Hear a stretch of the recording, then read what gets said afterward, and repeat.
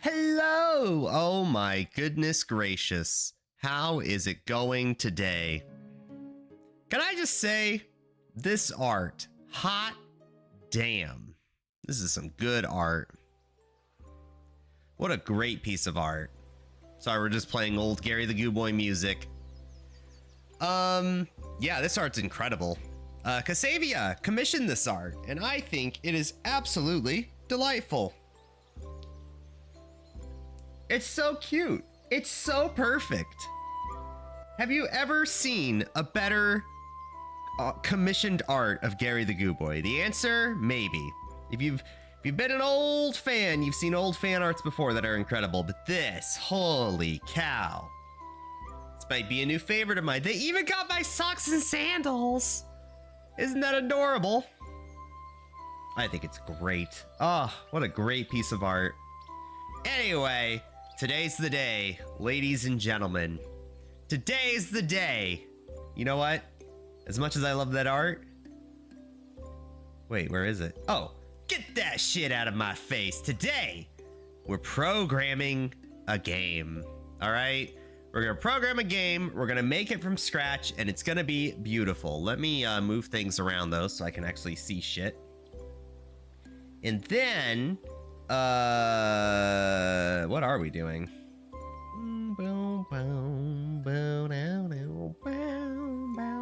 It's music I commissioned 2 years ago. I think I should use it a little more often. I don't know. It's kind of a little repetitive. We'll see how this goes here for a bit, and then we'll switch it up maybe. I think that's what we'll do. Okay, so that's all set up. I made the announcement. Okay, I think we're ready for a start. Actually making the game. Okay, so we're gonna open an oh, no, I guess we'll just create a new project. We'll actually make the new project. Go C++. Project title, we're gonna call this First Game. We're gonna render it in the compiler. Okay, so now we have our first game. Let me switch up the desktop a little bit here so you can actually see what we're doing.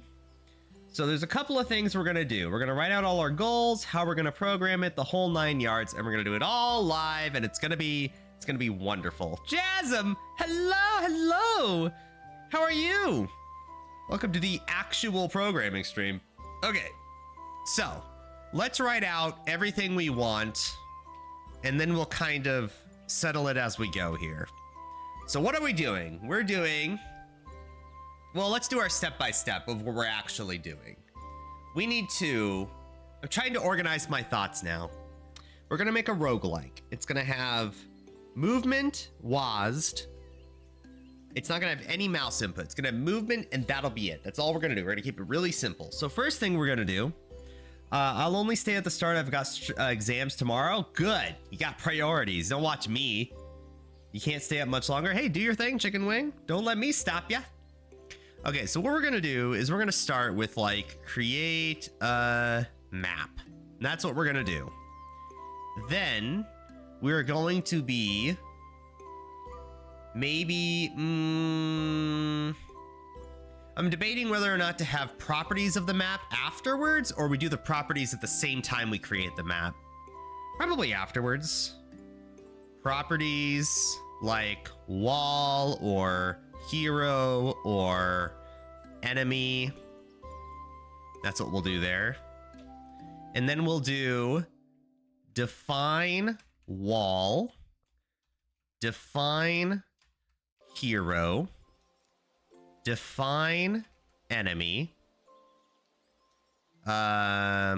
movement. Actually, you know what? We'll do movement before enemy. So that way the hero can like be blocked by a wall. Like that. So you can basically have like a square grid, and in this grid, if we hit a wall, nothing happens. There's an assembler programming exam too, in case you're interested in joining. Assembler? Like assembly? Geargate, hello! Welcome to the post great fan art stream. Wait, not that one. Oh my god, look at that great Why does doing that make my system lag? Wait, what? Oh no, networking issues. Uh-oh. I'm seeing some dropped frames. Oh no, already? Is it that bad? Wow, I flash a couple of images up and everything goes kaplooey. Damn. Yes, assembly. Wow, that sounds incredibly uninteresting to me right now. Listen, I'm getting C++ down. Don't let me go to assembly, all right? So let's define enemy, and then we're going to... It makes it lag because you're trashing the compression. Oh, based. So we're going to define enemy, and then we're going to create a fail state, dying. Then we're going to create a win state. Well, there we go. Is there anything else we need to do to make our first game? I think this is everything, right? So we're going to make a map. It's going to have... We're going to do this all in order, by the way. So this is actually what we're going to do. That art is so great, it couldn't fit into your bandwidth? Yeah, I guess not. God damn. So basically, the idea here is we're going to do this in order. We're going to make a map, which is probably just going to be a grid of like 3D vectors or something. Then we're going to have properties of a wall, a hero, and an enemy. Then we're going to define what a wall is, which is going to like probably outline the entire thing, basically. Then we're going to define what a hero is. Then we're going to make movement of that hero. So that can be tested by running into the wall. Then we're going to make an enemy. Then we're going to create a fail state of running into that enemy and then just instantly dying. And then we're going to create a win state where we run into that enemy like 3 times and we win. At that point, I will consider the game done. Maybe, you know what? Maybe even, hold on. Bonus credit, create a menu. That'll be like the bonus credit. Okay, this is like baby's first video game, right? I think this is what we're gonna do. It seems simple, it's definable, we have step-by-step instructions, we're gonna do classes and switches and enumerators and fucking everything. We're gonna apply all of the knowledge we've learned over the last, I don't know, 10 hours of learning C++. No, more than that, it's been 4 streams, so 12 hours? Hey, want to try my old terminal game? What's up? Let me make my own first, because I don't want to cheat. I know, chat, I know myself. As soon as I see something, I'm going to want to do it. Now, I did learn, basically, before this stream, what I did was I looked up online about, like, terms in C++ we haven't practiced yet. There's 2 that I learned off stream. Enumerators, slash switches, but it's more just enumerators. Enumerators, and we also learned type def. Now, type def is really cool. I didn't even know this would be a thing, but like if we did type def integer, the example I saw was feet, right? Then we do feet, I don't know, feet toes. Toes is equal to 10. C out, whoops. Oh wait, no, we do have namespace std. C out toes. Now this should print 10, right? 10, there we go. The reason why this works is because we have now defined a new type of integer called feet. Now, every time we use feet, that is basically an integer, but it's under like a language we understand. And apparently this can go outside of the main function. So there, anytime we ever need integer feet, we now know feet is toes, so this runs and we get 10. I think that's pretty cool. That's going to help us like languageify the program. Yeah, type def is more like a C style thing. C++ers use using feet equals integer. In C++, don't need type def. Using is a way to do type alias. Oh, really? So if I do using integer feet, feet equals toes. Does not work. Expected nested name specifier before int. Ooh, chat, are you wrong? Ray March, I see you're new here, but I'm noticing... Oh, I need equal. Using feet is equal to int. Oh, sorry. You're right. And it works. Interesting. So the proper syntax in C++ is using, not type def. Even though type def to me makes like more logical sense. Like, not logical sense, but like it makes sense in my head. Like you're defining a type. So now what we can do there is kind of cool, right? We might actually end up just using type def because that's what's in my head. So if we do type def like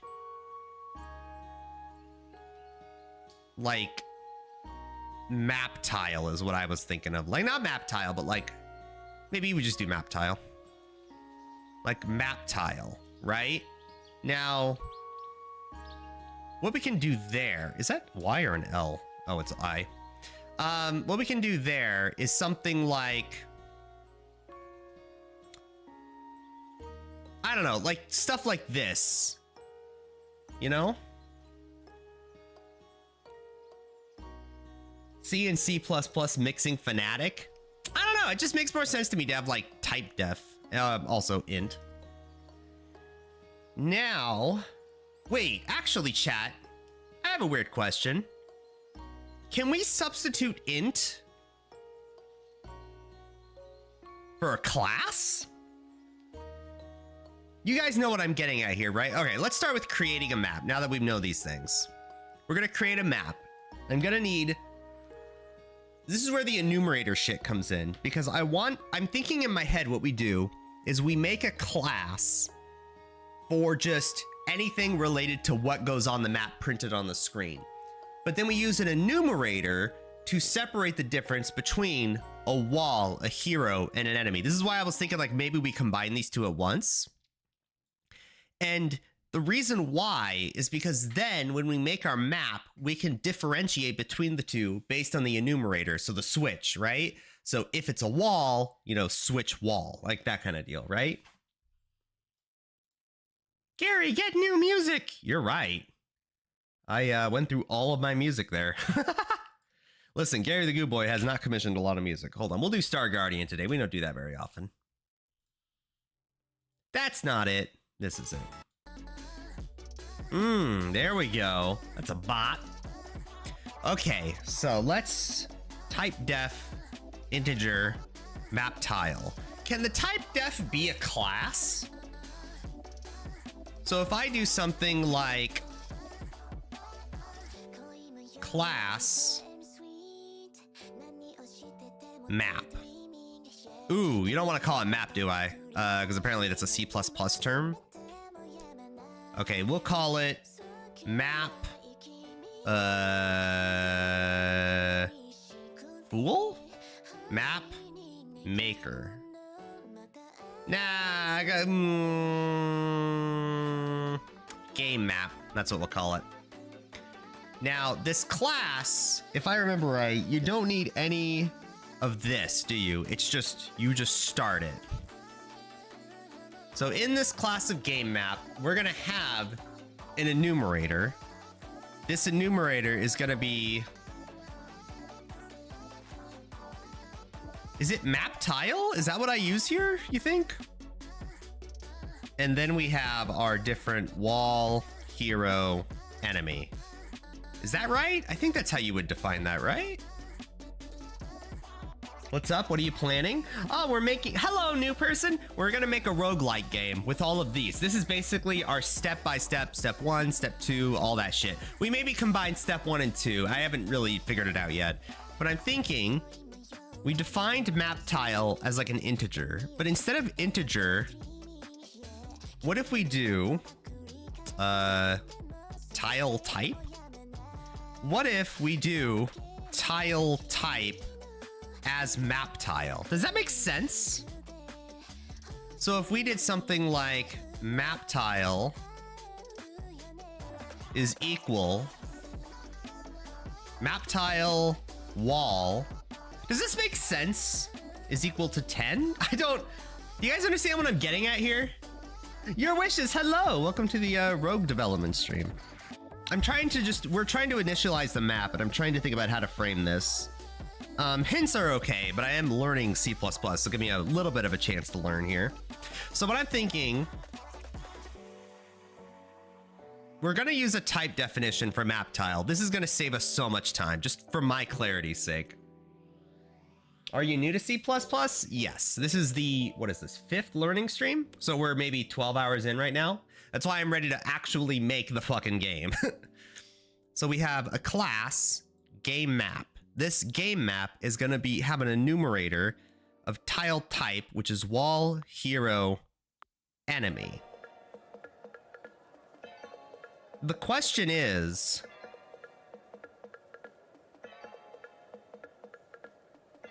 I don't need this, do I?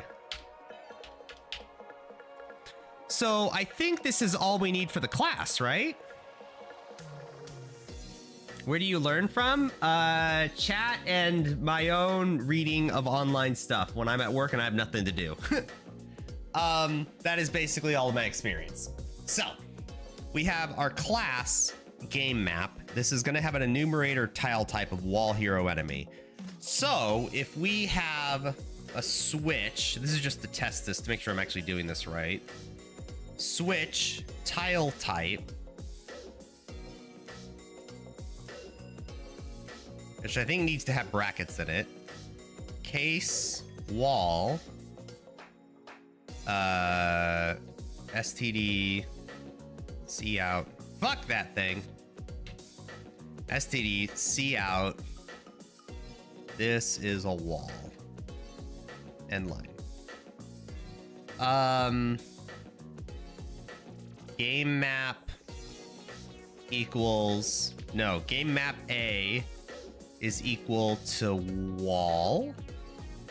I don't know how to define this. Does that make sense?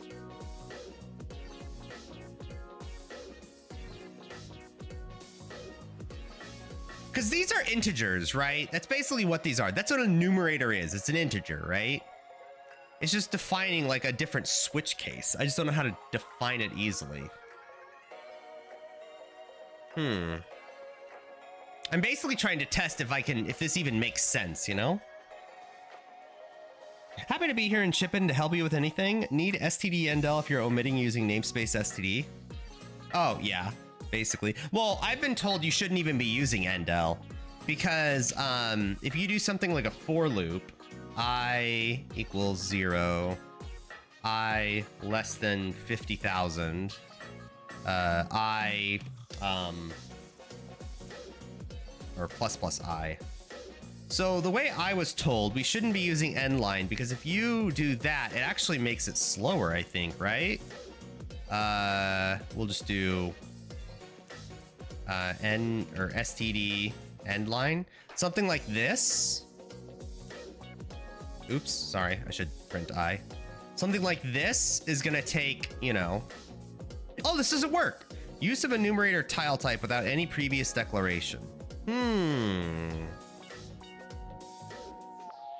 So we do need a type definition. Type definition, tile type. No, integer, tile type. Is that what that means? Maybe that'll work. Oh, this goes above. Doesn't work. So anyway, we do this, we run it. Oh, sorry, int I. Okay, hilarious. So yeah, this will run, and this will go for 3.95 seconds, okay?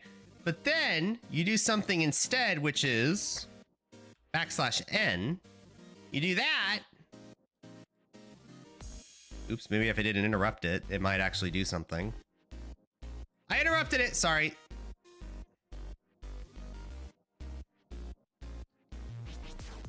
.92 seconds. Now, I don't know if it matters if we run it multiple times. It probably does. But like, the idea is that it's actually supposed to save you time.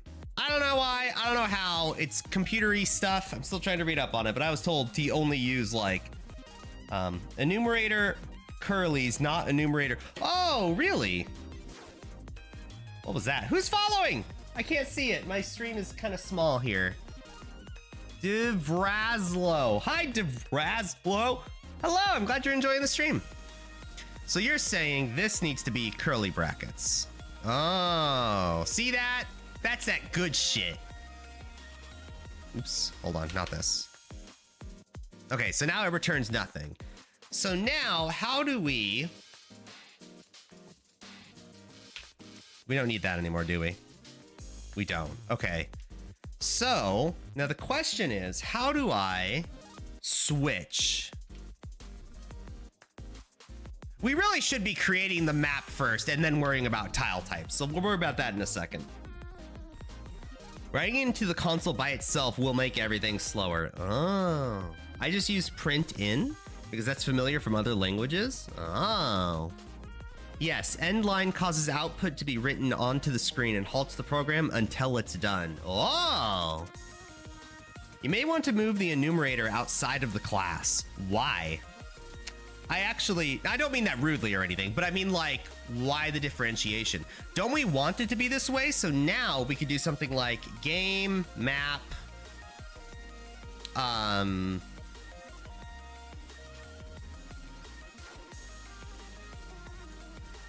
if we do something like a switch, that's what I'm thinking of. If we do things like switch based on tile type,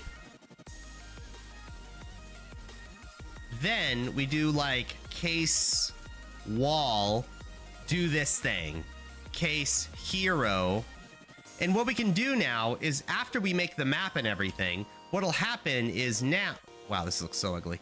What'll happen is now, every time, no matter what we do with the map, if it's a wall, it's going to be treated a certain kind of tile type. If it's a hero, it's going to be treated like it's all under the class of game map, you know? Does that make sense? That's what I'm thinking in my head.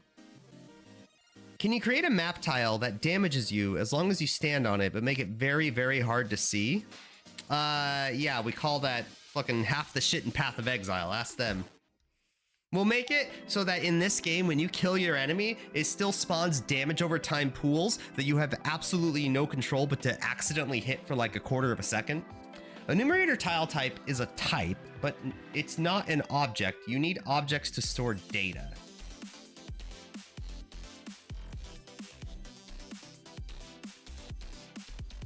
Hold on. I know you just gave an example. I'm avoiding reading it for a second. A numerating tile type, this, is actually not a type. It's not an object. You need objects to store data. So if we did something like type def int tile type, does that make this now an integer which we can store data on? Or should I be storing this type def as like a vector? Does that make sense? Yeah, basically just declaring its type, not actually making it a property of game map. Also, the enemy spawns 5 very high damaging and vulnerable pylons on top of you. Enumerating default underlying type is int. Oh, so it is already an integer. Oh, shit.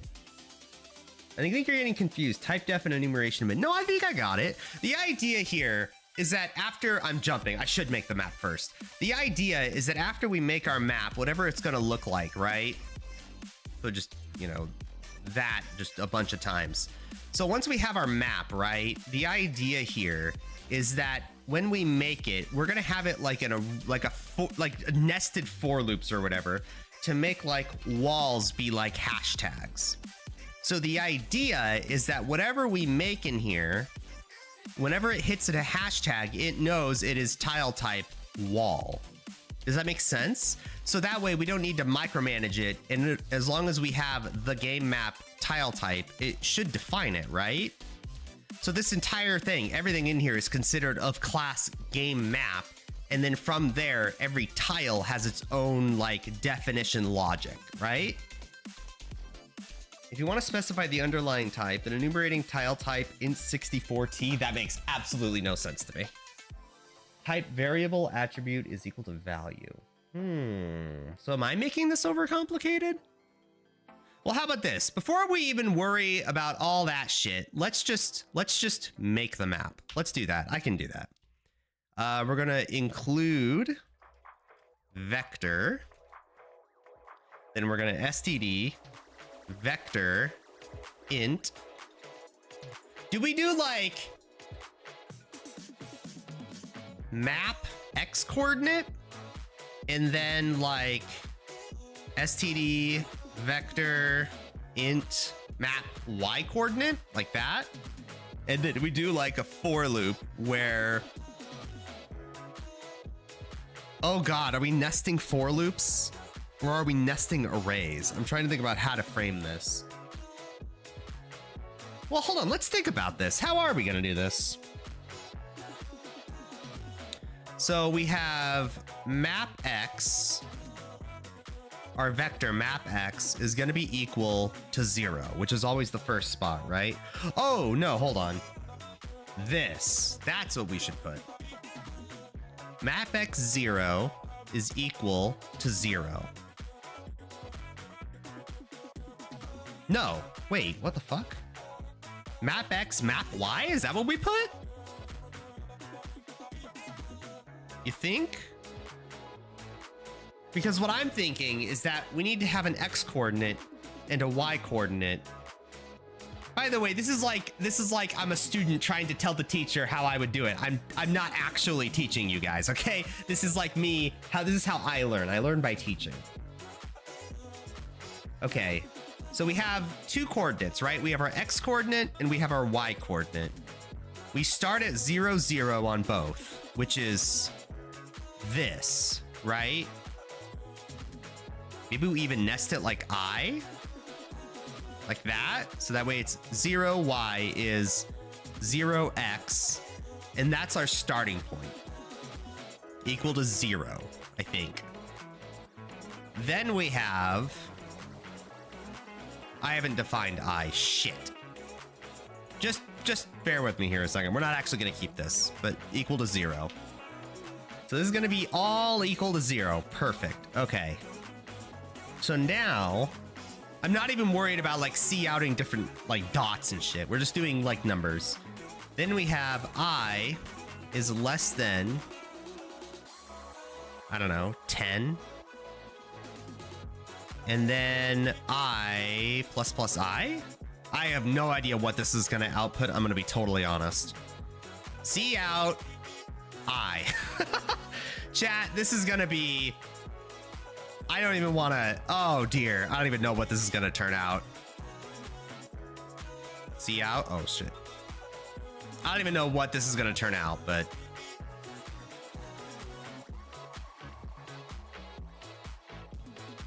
process return -2 billion. Okay, that didn't do anything.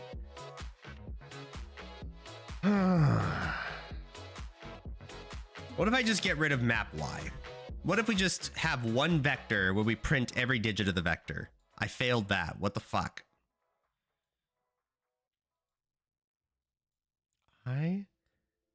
See, what I'm expecting here is that we print out the digits 0 to 9. Why isn't this working? Try to use a 1D array and use translate XY function to map to the 1D index. Oh god. Declan Schlog? You're a Schlog. Hello. Well, let's think about this now. We have a vector of an undefined length. Oh, I'm just defining the length of the vector. I'm not actually like changing. Okay. Yeah, okay. You're correct. All I'm doing is just making map X of length 10 or 9 or whatever I is, right? That's all I'm doing. I'm not actually, I'm surprised I'm not outing anything though. That's weird. I guess I could do like map X I and just out that. That should work, right?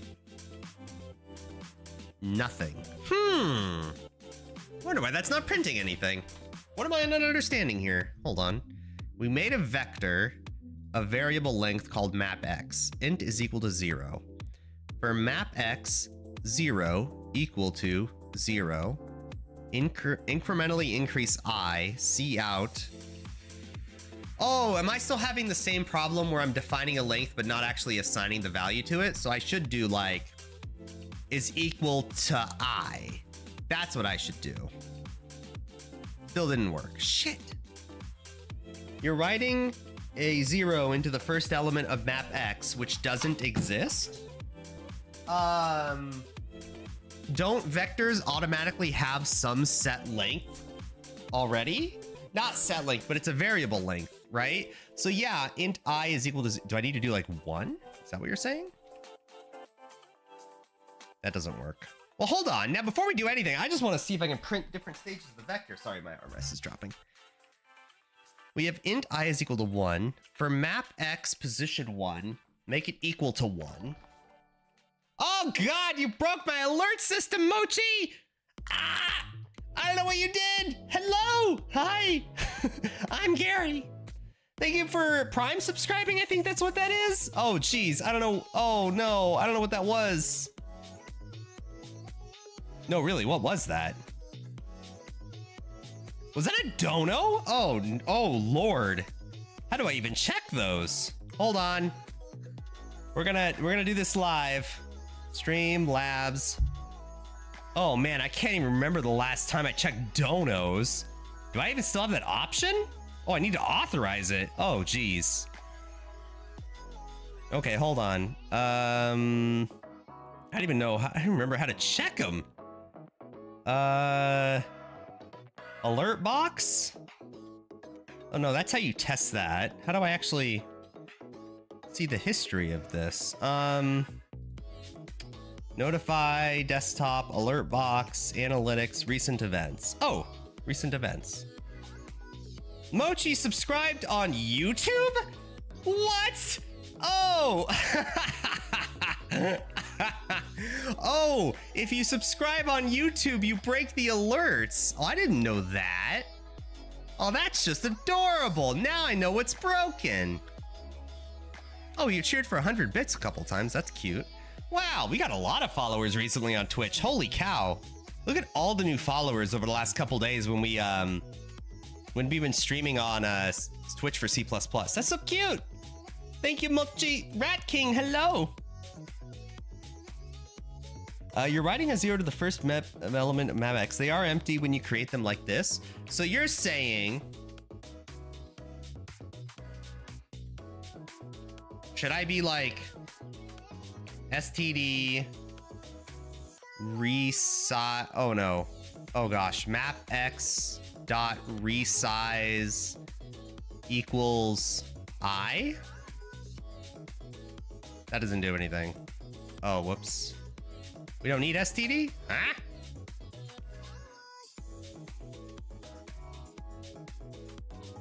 Oh, I do need STD for resize. So I need like STD resize map X equals I? There's something with like dots here I need to do here. Resize is not declared in this scope.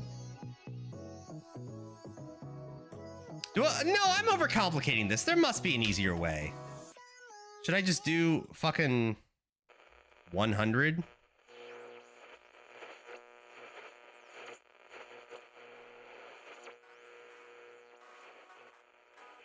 No match for operator equals 0? No match for operator std vector int. I? No match for operator, operand size or std vector int and int. What? Hold on. Wait, I'm so confused. Well, hold on. Let's just understand how to print a vector again. Hold on. We learned this lesson yesterday. So we have vector, an integer base called map X. All I want to do is print the elements of map X. Maybe I'm overcomplicating this. So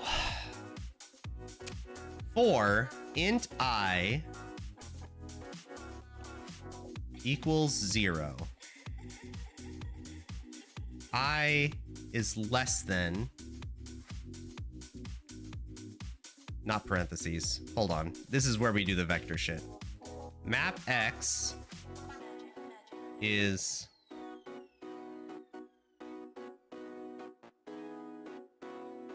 map xi is less than 10. I is less than 10 maybe, and then plus plus I. So all I'm trying to do is just print out anything. So map X I is equal to I.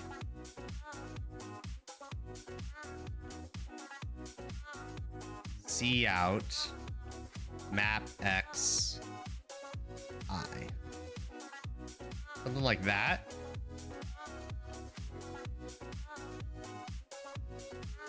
I think I got it. Semicolon. Didn't do anything. The fuck?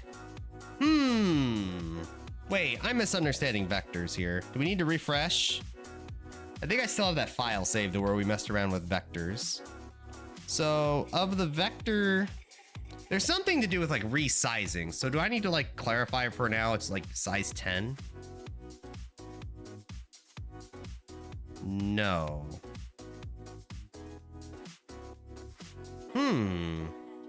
It's almost operating like an array where I'm having issues like making it a variable length. Hold on. Let me just quickly open up an old program we had here. No, that's not it. Oh gosh. Fuck. Hold on.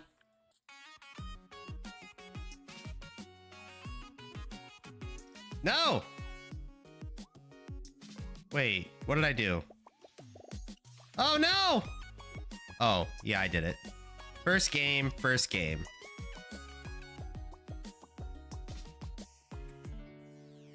There we go. Do you have prior programming knowledge in other languages? Minimal. This really is like the farthest I've ever gone on any language, we'll put it that way. So I'm a little confused about the use of vectors is the problem. Like if I did this as like an array, if I just did like int mapx 10, this would work, right? It does. Okay, this works how I expect it to. So what is it about vectors I'm not understanding?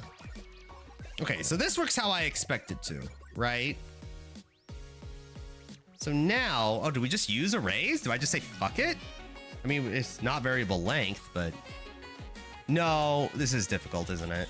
Because we can't use an array with C++, right? MIPY, or C style arrays, I mean.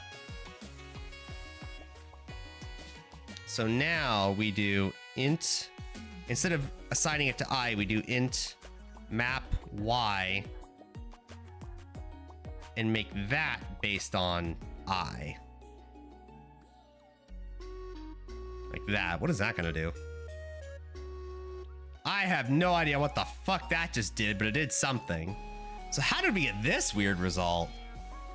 For I is equal to 0, so in position 0 of the first array, position 0 of the second array, make it equal to 0. Print it. Oh, because we're printing only map. Okay, my bad. We actually should be printing map y I. That's what we're printing. Okay, sweet. And I think we do want both eyes in here, right? I think we do. No, we don't. 0, 1, 2, 3. Well, it did something. Okay, so there's a little confusion when it comes to these 3D arrays. What am I getting wrong here? Well, let me think about it. We have our first array of size 10. We have our second array, size 10. For int equals 0, we go up to size 9, basically. map of x, which is based on the value of map of y, which is based on the value of I. So I'm expecting diagonal numbers, and I'm not getting that. So what's happening here? So when map of y, when I is 0, map y array is equal to 0, map x array is equal to 0, make those values 0, print it. Then make a new line. So when I is 1, map position 1, map x position is 1, print, which is now equal to 1, print 1. Make a new line. So I'm surprised it's 0, 1, 2, 3, and then it stops? So what's going on with 4? So we have I equals 4. On map array y, we have 4. X is position 4, which is now equal to 4. Print that. But it doesn't work. It stops. That's such a weird thing. I wonder why that is. What makes it fine about 0, 1, 2, 3, but not 4? Is it like a memory issue? Do I need to do like double or some shit?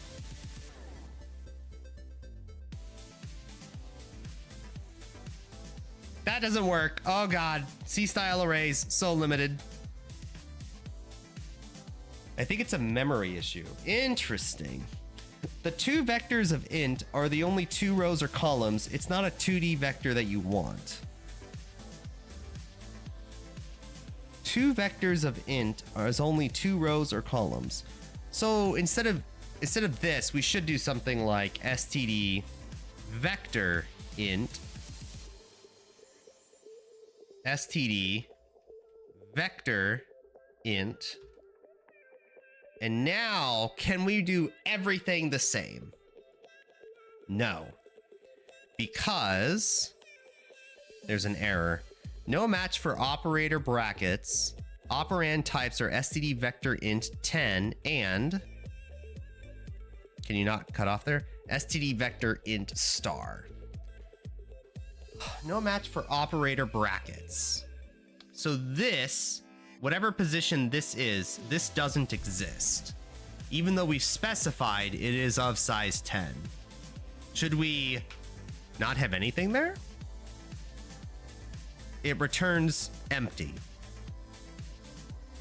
So what is it about a C-style array that works, but there's a memory issue versus a vector that doesn't work at all? Shouldn't this work? This is way immediately more complicated than I thought it would be. Hold on.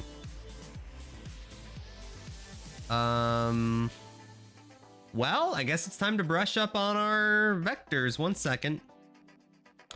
One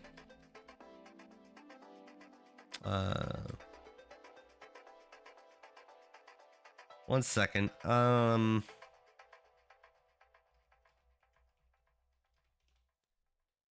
Maybe finned? I think I like finned a lot to learn. Okay, this is how I learn sometimes. Finned. C++, how to use vectors. Oops. In C++, vectors are used to store elements of similar data types. We need a vector header file to include vector. std vector integer vector name, we did that twice. The type parameter t, int, specifies the type of vector. It can be primitive data type like an int, char, float. Yeah, that's exactly what we did. Semicolon, did that. To add a single element to the vector, we use the pushback function. It inserts an element into the end of the vector. For example, vector int number, whatever, cout initial vector.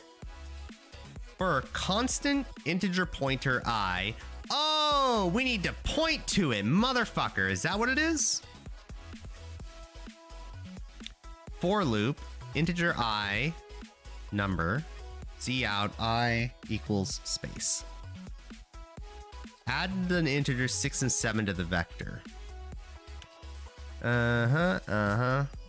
Let's see. Declare the iterator. Initialize the iterator with the first element. Num.begin. print it. Iterator points to the third element, points to the last element.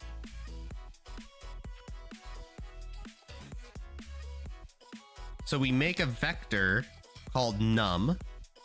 We declare an iterator, which is a separate vector called iterator. No, it's not a vector. It's it's using the vector thing, but we're making an iterator. Initialize the iterator with the first element. Okay. We declared an int vector iterator iter to use with the vector num. Then we initialize the iterator to the first element of the vector using the begin function. After that, we printed the vector. Moreover, we can use the assign, pushback, popback, insert, place back, clear, swap. We can also use the size, capacity, max size, empty, resize, shrink to fit functions.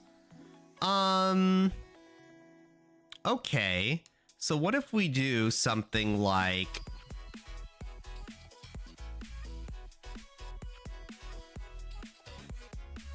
map x dot resize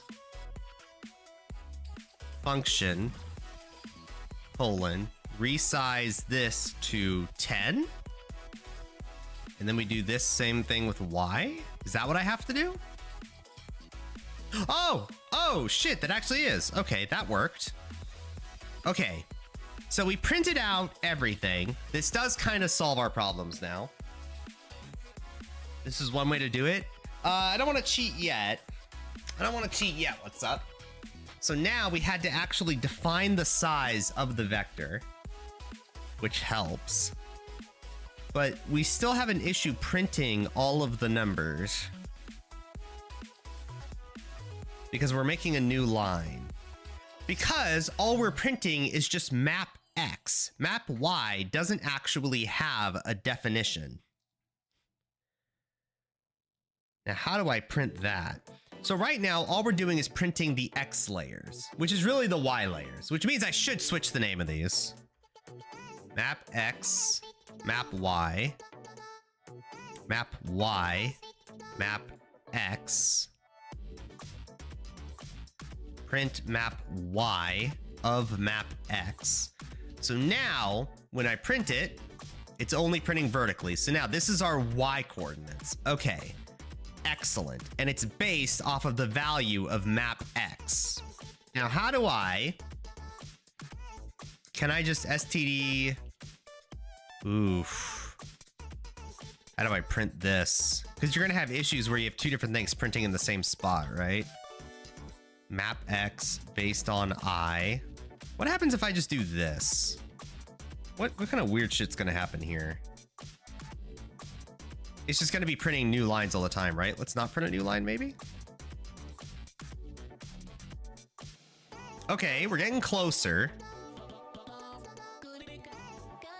Map X, map Y, I is nonsense. Are you sure? Because if I do something like I want coordinate 3 or 5, 5, for example. Don't I want to know? Oh, no, because then you just get the diagonal. Okay, never mind. I see what you're saying. So what you're saying is fuck that. Print that. Oof. How do I print it on the same line, though? Like, obviously, it's going to be, you know. Boom. Yeah, 0, 0 is all the way down because it's all 0. So I guess the question is, how do I make it so that it's expanding 10 or 5-5? I almost wonder if this is where our class comes in, right? Where we have like class game map, which is defined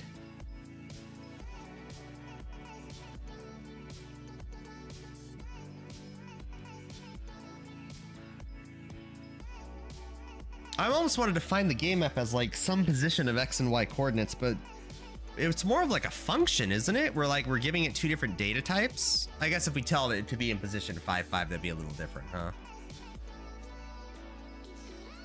So let me think here. We're making a map 0 to 9, 0 being on the top left, 9 being on the very far right and very far down columns.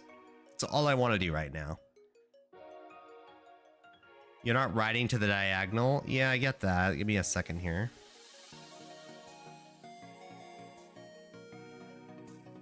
So map position I is equal to I.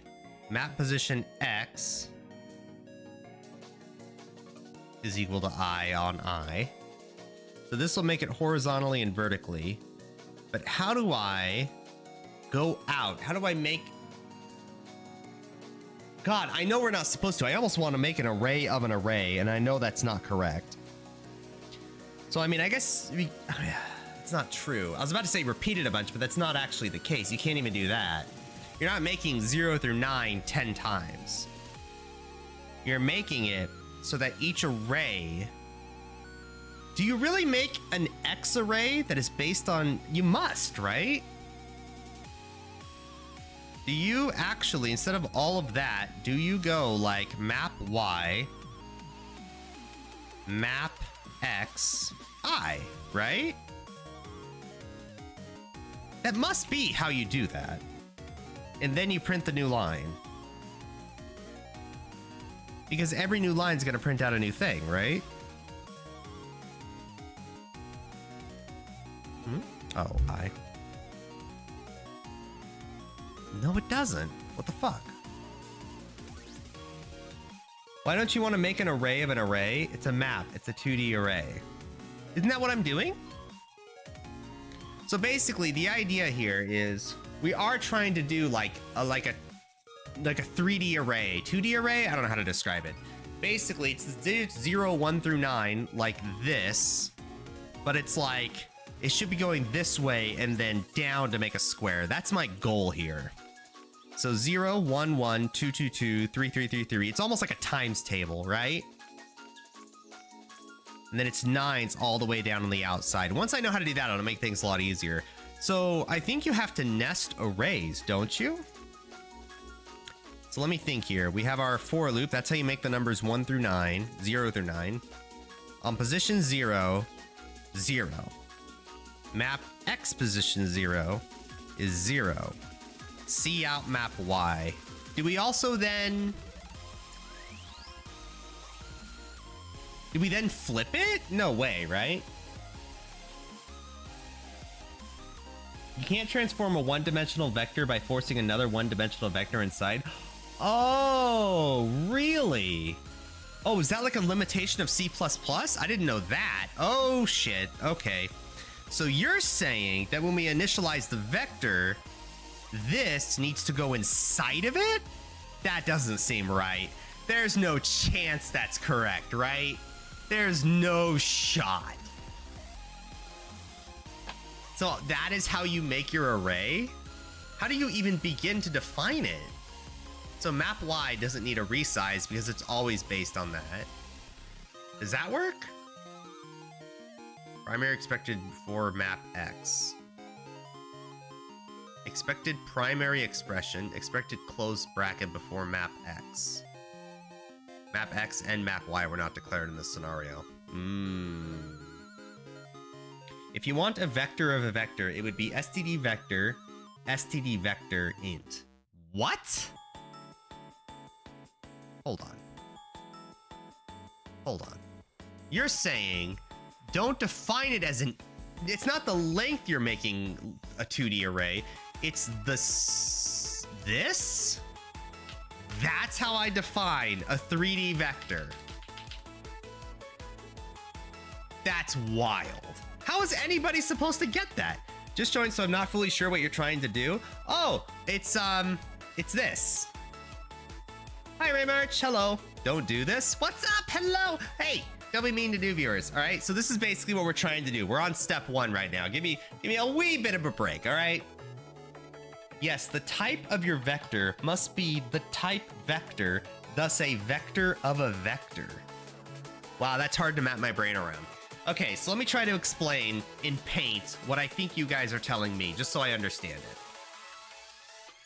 So you're saying that in my little vector here, when we create our vector, Normally, it is of like 0, 1, 2, and that's our little vector, and it's actually saying like, it's like a line where 0, 0.1, 0.2. That is a normal vector, right? But in order to make a 3D, 2D, whatever you want to call it, a 2D vector, I can only imagine what a 3D vector would look like, but we're not going to get started there. In order to make this kind of vector, what we need to do is define a vector as type vector. So what we're really doing is we're saying that our little curly braces are actually going to have sideways curly braces inside that are defined by some integer inside of our vector, right? But these guys are not integers. That's not how they're stored in the system. They're actually vectors that are stored inside of a vector. I'm understanding this correct? So on the topic of you can't force a 2D array into a 1D array, that's actually very possible in C++. Yes, but now I get it. Because I was defining two different vectors as integers and trying to store them in each other, but a vector in of itself is not technically an integer, I think. So that's why we were having issues, right? So we need to store one of them as an integer, but the other one is stored as a vector, is defined as a vector, right? Just imagine of each row you had a vector that will make a column. Okay, so if that's the case, we're gonna define map as size 10. What does that mean? I don't know. Let's print it and find out. So map of I is equal to 0.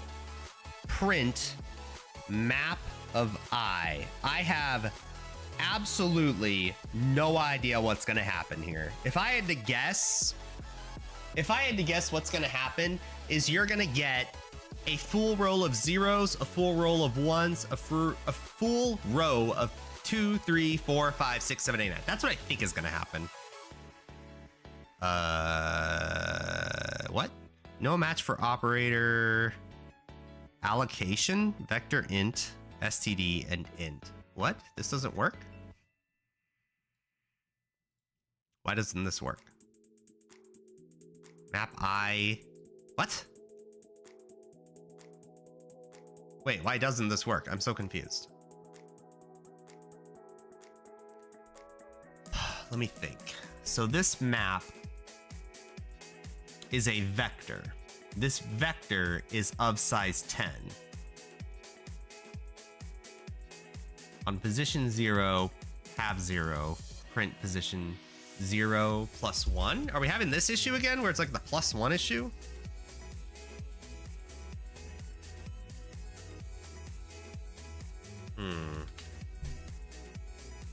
You need 2 indexes to print your value. What the fuck?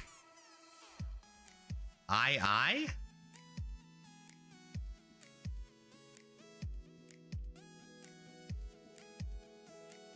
Nothing printed. Okay. Okay, so whenever we... Oh, that's the XY coordinates. Oh, I'm so dumb. Okay, so you're saying that when we have our vectors... Oh, now I know where XY coordinates are coming from. Because we need to define which vector is it going on first, which vector are we defining, and then what integer of that vector. Hence why we need 2 numbers. Oh my god, it's all coming together. I don't want to cheat. I'm not cheating. We're not cheating. All right, we're learning this legit, okay? This is how I learn, chat. I'm sorry. I don't learn by just copying and pasting. I have to actually know what I'm doing here. Okay, now I get it. So we need our x coordinate, our y coordinate is now equal to I. So what should be happening here... Actually, I don't know why it's not printing anything. It does run. Let Gary cook. Exactly. You're gonna fit in great here. So it only prints to 10. I think what's happening here is that I is having an issue because I defined the map size as 10, but the position of I is 0, which doesn't exist on the vector. only the number 0 does. So what I should be doing is I starts with 1. That's what I should do. I usually, yeah, we'll do I less than 11. That should work.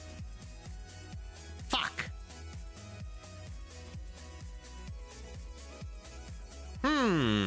Why doesn't that work?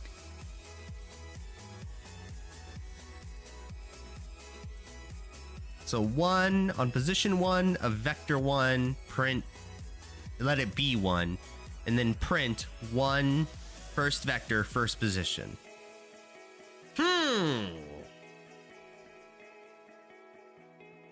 What's an issue here? Is this like a syntax thing, or is this like a logic thing? Can I at least get pointed in the right direction? Can I give you a hint? Yeah. Is it like a syntax thing, or am I just a dumbass? Is it like a logic issue? Because I never felt like I've been fighting C++ before until like now, but I don't know if it's because of my own dumbassery or if it's because C++ is frustrating. That's what I'm thinking here. So we have our map size 10, which means 0 through 9 are going to be the positions of the array. Oh. Yeah, it is fine for I to be 0. Your map is currently of dimensions 10 by 0. Oh, you son of a bitch. Do I need to do 10, 10?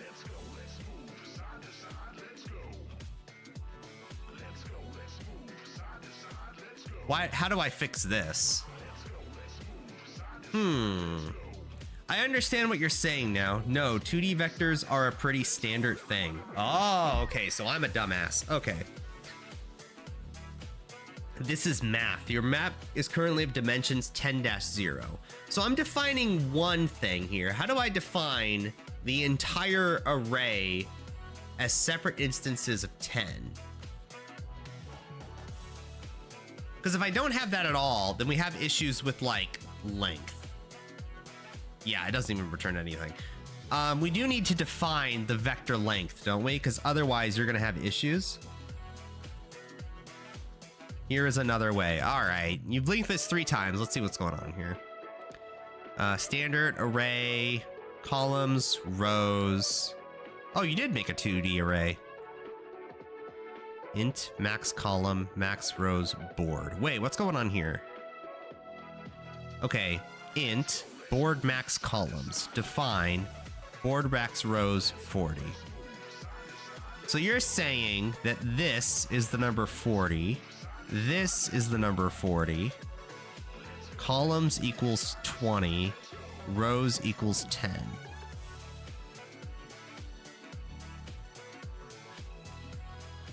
What? It's less than rows, I.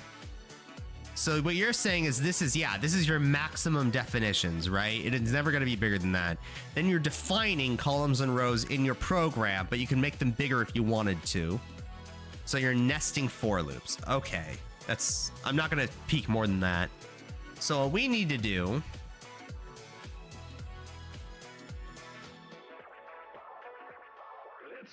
is this what we're doing? Am I not naming things correctly? So we have map X and map Y. Map Y dot resize is of size 10. Map X of resize function 10. So now we have a 10 by 10 board. So if all I want to do is just print map X, what happens? It doesn't work. Argument 1 and 2 is invalid. Map Y was not declared. Oh shit. There are 10 map Ys. Okay.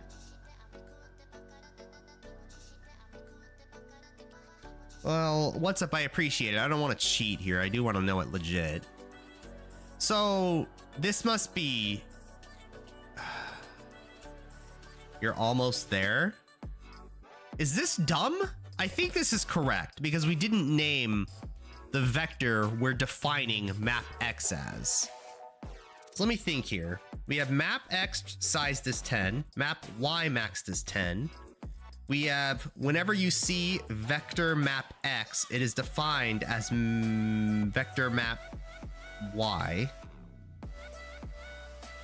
It's not one vector inside of map X, it's 10. The added map Y on line 6 is invalid. Okay, so this is invalid. So what does that mean then? How do I resize? How do I resize the inner part of it? Does that make sense? The int feels alone feels bad, man. In here?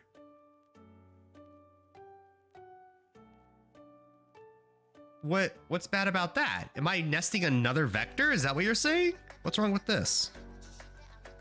It must be like a syntax thing I'm fighting against right now, because we have our vector. It is defined by vectors. Can you not name the inner vectors? Or am I doing something like I'm having multiple operand, like 40 or something? Is that what I have to do?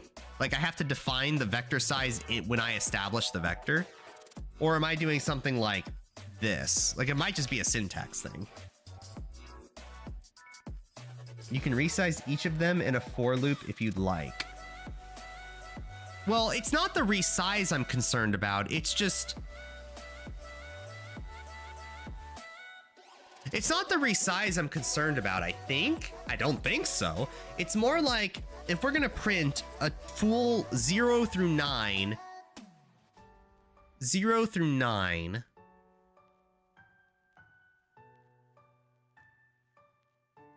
Wait, hold on. What am I printing here? Another picture. Am I doing what I was imagining was you would go 0, 1, 1, 2, 2, 2, 3, 3, 3. That's what I thought we were going to print. But now that I'm thinking about it, I'm wondering if I'm accidentally going like 0, 0, 0, 0, 0, 0, 0, 0, 1, 1, 1, 1, 1, 2, 2, 2, 3. Am I doing this? I think I'm doing this.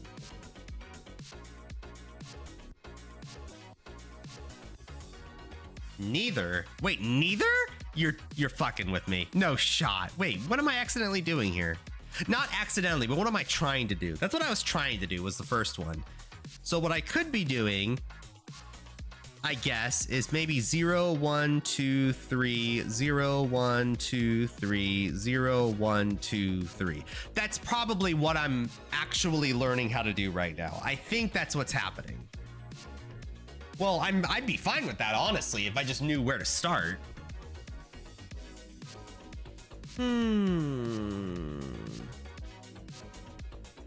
You say inner vector, what's up? What does that mean? Is that like an actual definitional term? Inner vector? Yeah, that's not a real term. Yeah, so I don't know. How do you call the inner vector an inner vector? That's why I said don't do vector into a vector int. It's too complicated to work with. Well, what's the alternative? Just regular ass arrays? So like int map into oh god, multiple brackets? I don't know how you would define a 2D array in that regard. Int map Y or something? Something like that? Is that how you define like a C style array? Which is of size 10.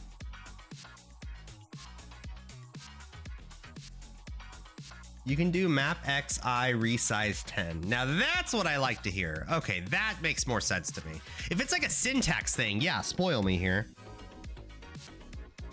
So you're saying map x based, oh. Map x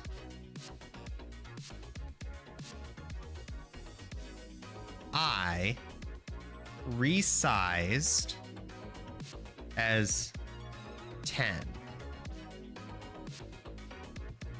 Oh, and you still want a separate map x up here. I get it. Okay, this is helpful. Okay, now I understand.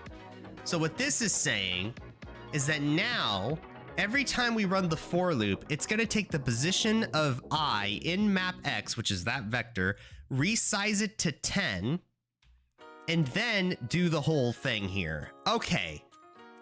That makes more sense to me. So now we get the numbers 0 through 9. Okay. That helps. Okay. That, if it's like a syntax shit like that, let me know. I didn't even know that was an option. Okay. So now we can define an individual array individual vector in a vector by doing this syntax. Okay. That helps a lot. So now we're defining every individual instance of the array as 10 and defining this as 0 through 9. Now, can we print everything? Because if we just do this, this will print the numbers 0 through 9 in one line, right? Okay, we'll do this to add a little clarity here. So now we have the digits 0 through 9, right? Perfect. 0, 1, 2, 3, 4. Now, how do we print every individual one? I think the answer is we make this end the line, and then no, we don't. I see. I'm doing it backwards. We keep this legit, then we see out map X I. Because that'll print the numbers 0, 1 through 10, right? Oh no, this is where we nest the for loop. Oh! Now. Oh shit. Now I get it. We'll do int I. Well, we'll do int A for my own clarity here. Int A is equal to I. No, 0. Then we'll do the same thing. A is less than 10. Plus A. Wait, why did I do curly braces? That should be straight. And then now we see out, oh, the entire vector. Oh, I get it. To print to a 2D array, you need 2 nested loops. Figured that shit out on my own, chat. Now, oh gosh. So this is equal to I. So now we need, do I need this line anymore? Thank you for following. I appreciate it. Wow, so many viewers today. Hi, glad you all want to make your own game too. So this is, oh, I'm trying to read your name. I'm so sorry. I need to cheat. Zaluti. Hello, Zaluti. Are you my little Zaluti? Zossi. That's your name. I thought I had to say, are you my little Zaluti? That's not very appropriate. So now, okay, fuck calling it map X. Now I get it. So this is just map. So now this is cool. So we're going to have a nested for loop where it in of itself will print the array that it's currently on. So we're going to be printing. So this is going to print map I of I. We don't need this though. We need just map I. That's all we're going to print. Here, hold on. Let me just quickly, before I'm not crazy. No match for operand. Wait, what? Uh-oh. Wait, what did I do wrong? STDC out.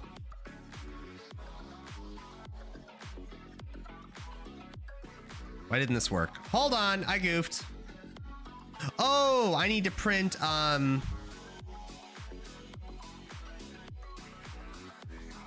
needed to print the, yeah, there we go.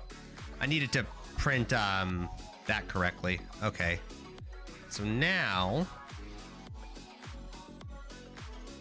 that's gonna print once. So now we need a new line.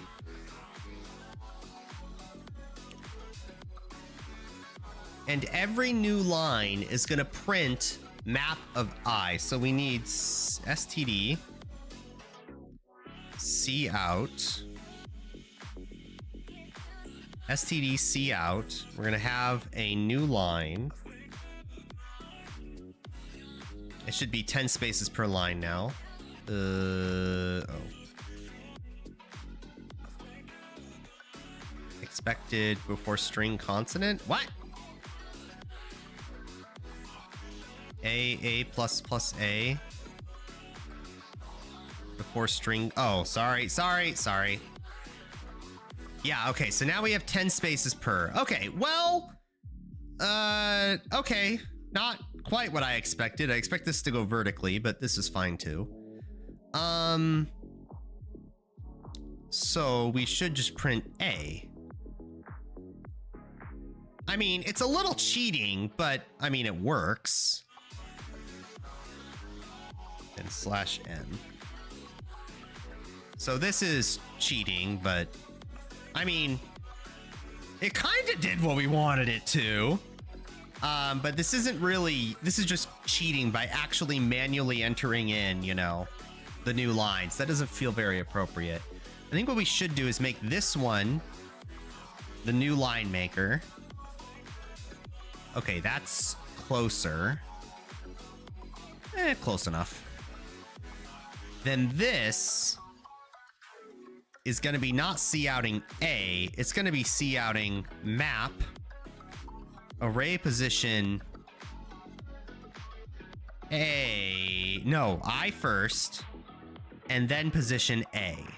This is going to be positioning I and I think. Oh God, I hope I did this right. I must have not done this right. Oh shit, we're close. Okay, I have, oh, you know what? I know exactly how we got this shape. You guys catch it? Yeah, you're only writing the diagonal line. Well, we have a diagonal of 0 through 9 and a vertical 0 through 9, but it's the, it's this one here. So this needs to be a variable or something, because I'm only making the 3D space.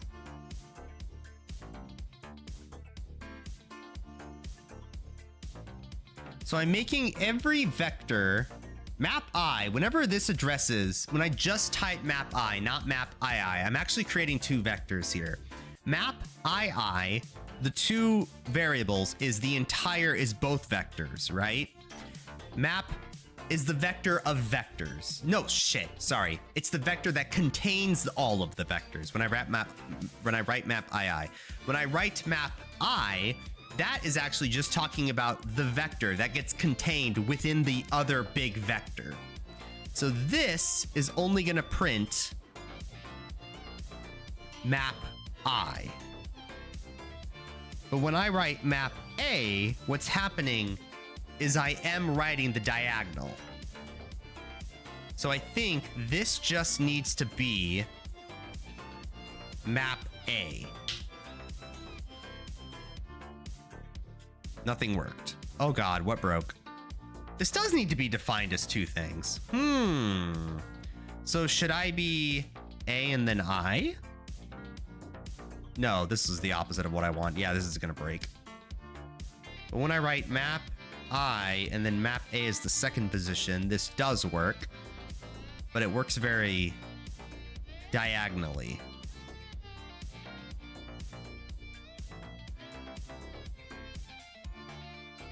Do I just write map of I equals I? So this is not a C++ thing. It's like a logic thing. I'm failing my own logic here. It doesn't work. You have 11 columns. I equals 0, I less than 10. Don't I have 10 columns? Are you saying this should be of size 9 and this is of size 9? No, this doesn't help. This actually makes things worse. The hell? Oh, are you saying I shouldn't be resizing it as 10? It should be size 9? The printing is incorrect. So one of these two lines. I think this is correct. So let's think about this. Whenever we run the first loop, I is of position 0. So, oh, this needs to be 1. Because 0 fucks up the thing, doesn't it? Well, okay, it did a thing. 0, 1, 2, 3, 4, 5, 6, 7, 8, 9. 1, 2, 3, 4, 5, 6, 7, 8, 9. We're getting closer. Make Undertale 4 Hentai Man. Prism! Hi. Undertale 4? There's never been an Undertale 2 finished yet, I think. I have not looked into Deltarune in a long time. No, 0 was correct. Arrays starts at 0. Okay. So it does start at 0. So on map position I, which is this inner vector, make it size 10. This will operate for every I. This is correct because we want every inner vector to be of size 10, matching this to make a square grid. Okay. On map position I and I equal I, meaning that on map position 0, 0, so on vector 0 of total vector 0, make it equal to 0. Then print it. So this is how we get our diagonal. Because if we have 2, it's going to be on position 2, 2, make it 2. So I think what we need is on position I, make it equal to I. But this isn't going to run, is it? Because that is not defined. But this can be. So am I missing like a dot allocate or something? I'm missing like a function here. Wow, what VTubing software do you use? Okay, so we have a couple of things going on. So this is VTube Studio. So if you guys want to see, ooh, look at that. Gary can type numbers and shit. So this is my, look, Mom, I'm VTubing. So this is my model. Then I use VTube Studio as the software. So my face that I'm looking at right now, that camera is getting recorded by an iPad Pro. That's my camera, right? iPad software. VTube Studio, this program here, then interprets that face tracking software. It's not a webcam, right? I'm not taking my face and then just, there's no webcam involved. Like VTube Studio could crash and you would never see a webcam. It's only the face data. So like when my mouth opens, like it tracks my face movements. VTube Studio takes those face movements and applies it toward a model via a set of complicated algorithms, but as defined by the art made by an artist, yada yada, right? And then I capture this with a transparent background into OBS, which is a very complicated way of saying it cost me $1,400, but we won't talk about that. Not including the price of the iPad. What's up? Randomly saw the stream. Good luck with your endeavors. Thank you, Prioxis. That's appreciated on YouTube. The loop is correct. The printing is wrong. Count the columns in the terminal. This is correct? Count the columns in the terminal. 1, 2, 3, 4, 5, 6, 7, 8, 9, 10, 11.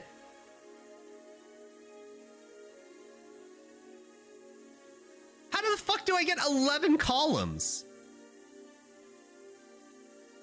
Wait, I'm so confused. Oh, jeez, I just dropped my phone. How the fuck do I have 11 columns? That's not even possible, is it? I have defined the vector as 10, meaning it's going to default 0, 1 through 3, 4, all the way up through 9. How do I have a 10th column or an 11th column? Thank you for pointing that out, by the way. I didn't know iPads could do that. Actually, you can use it on your phone too. Your iPhone has the same software. I just have an iPad Pro, which has, you know, I think a better version of that software, but this iPad Pro was Pro like 4 years ago, so I'm sure there's better software since. I used it for flight school. That's why I have this iPad Pro. So, because you're printing out II on line 12. Okay, so this only runs, well, this runs 10 times, but it ends on 9. So on map of 9, resize to 10, correct. Map, position 9, 9, make it equal to 9. Oh my God, do you guys hear my neighbor's washer? You guys don't hear it. My whole apartment is shaking right now. They overloaded their washer, so it's like rumbling. Wow, that's so loud. Okay, they fixed it. The wonders of living like a poor person under an apartment. Okay. Let me think here. So then we see out the diagonal positions Can I just do this? There's no way, right? Yeah, it won't let me. So, okay, then we make a new line. Then we have this loop that runs 10 times, 0 through 9. Print I of A, which is, so on like position 9 of I, position 1A, print that and then make a space. I guess my question is, what exactly is going on here? We have 11 columns. So like this last one prints correctly, but then these don't. But this is the right idea. This 0 through 9 is actually correct. Should I be printing out different things? No, I don't think so. So on map I, resize 10, map I of I, make it I. Should I have like a separate variable here that counts up? Oh, wait, should I reassign everything up here? Should I move this like over here and then redefine this as I of A? There is no shot this is gonna work, but bear with me a second.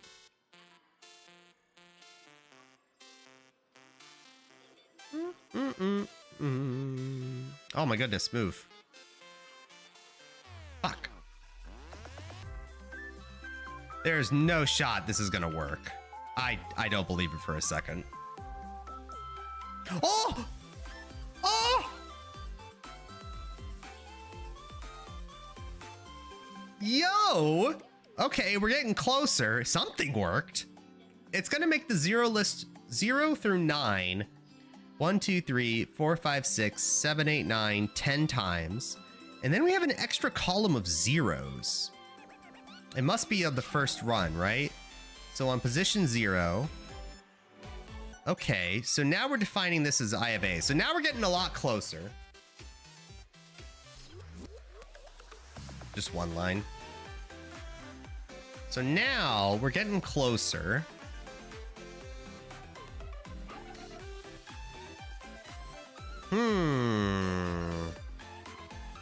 I mean, it's pretty dang good. What if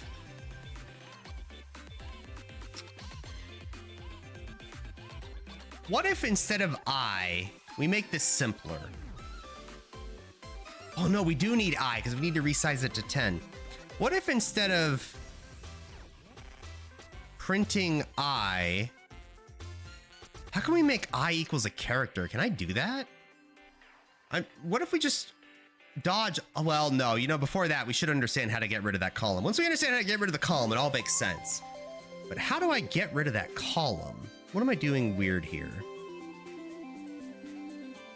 So we have 0 through 9 listed 1, 2, 3, 4, 5, 6, 7, 8, 9, 10 times. This is correct because 0 through 9 is 10 digits. But this last one here, it's like we're fucking up the printing of like, we're printing an extra 0 at the end. But what's interesting is that when we do our final one, it doesn't print the final 0. So what is it about position 9, 9 that makes that unique and position 0, 0 fuck everything up? So let's think here. When I is equal to 0, map I0, resize 10. Is that where I'm goofing up? Because I0 doesn't exist? No, I0 does exist. It must, right?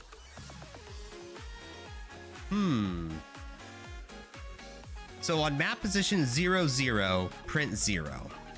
On A0, meaning map position 0, 0, print is equal to I, which is 0, which is that. Print map 0, 0, space. Run that 10 times. Okay. Why doesn't that print 10, 0? Oh, no, it does. On the first... Okay, I get it. So on the very first loop, the very first one, because we only skip a line when it runs through the second for loop 10 times, right? Then it does it again. So what it's saying here is that when we actually have 0, 0 space, like 0 space, 0 space, 0 space, this is correct. But the very first run through is fucking everything up. Is it? Why? What is it about 0 as I that's making everything difficult? It's like the first run is messed up and then every run afterwards difficult except 9. What is unique about 9 that makes it not print a 0 at the end? So we have, let's do 9. So int 9. 9 is less than 10. On map position 9, resize 10. That's where we have this. This is correct. This is indeed 10 digits. Then C out on map position 99, which is this. Then skip a new line. Okay, so this is correct. Then, for every number on map position 9, vector 0 through 9, print 9. Oh! This, no. We're not printing I. Oh! We're printing map position I. A? Oh no, we're not printing. We're assigning it the value of I, which is 0 through 9. I guess I could do A. Well, how would that make difference? I mean, I guess it just makes it horizontal, but we still have the same issue of the zeros being at the end. Just move the C out under the second loop. Yeah, CF911 should be on the second loop. Wait, what? Move this? Not in, but under. Wait, you can do that? No, I can't do that because A is a variable that is only defined in this for loop. It's actually not defined anywhere else. So if I move this outside, it's just not even going to compile. It's just going to say like A isn't defined. Yeah, A is not declared in this scope. So this actually can't move outside of the for loop, right? I think. Object-oriented programming, I'm dumb. No, it's fine, it's fine. We're all learning. Line 11 is printing too much, should just be a new line. What? Move line 11 under the second loop. This? No shot, that's not gonna work. Chat, that's not gonna work. Why? Why would that work? What the fuck? I don't understand. Also, this should be equal I. This will make it a lot prettier. I don't understand. Why does that work?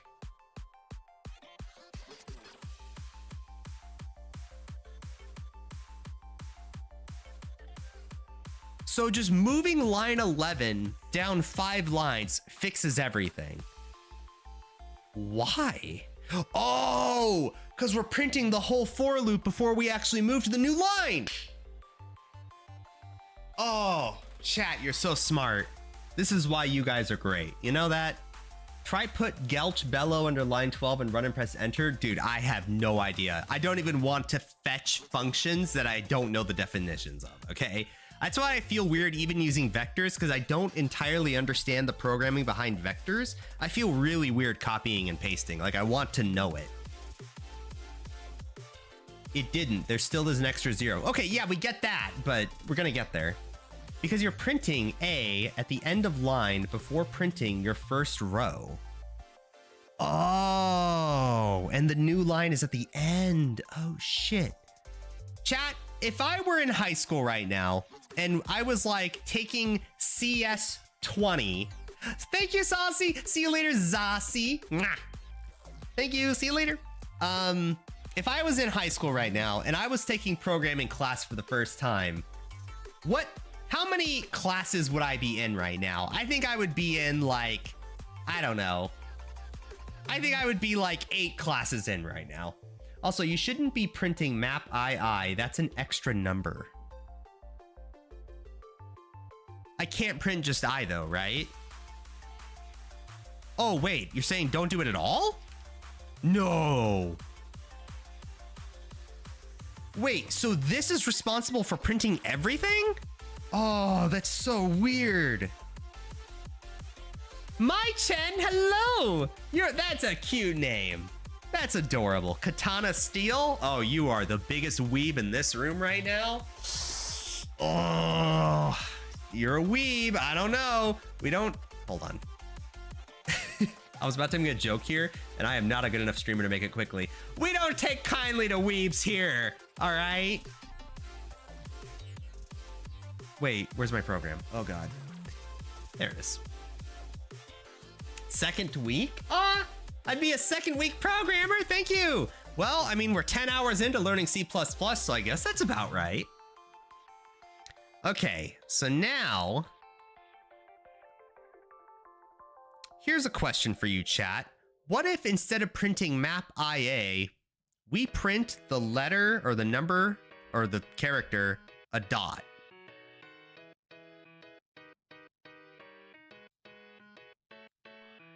Okay, but this isn't fair. This is cheating because I'm still making 1, 2, 3, 4, 5, 6, 7, 8, 9, 10. 1, 2, 3, 4, 5, 6, 7, 8, 9. Oh, wait, is it still 10? Oh, it did it right. Okay.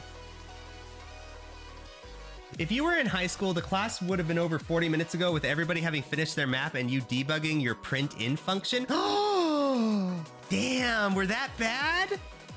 Thank you. Your avatar looks cute, by the way. You look cute, by the way. Thank you. You want to see something even cute? Look at this. Oh, chat. Does anyone else feel tired?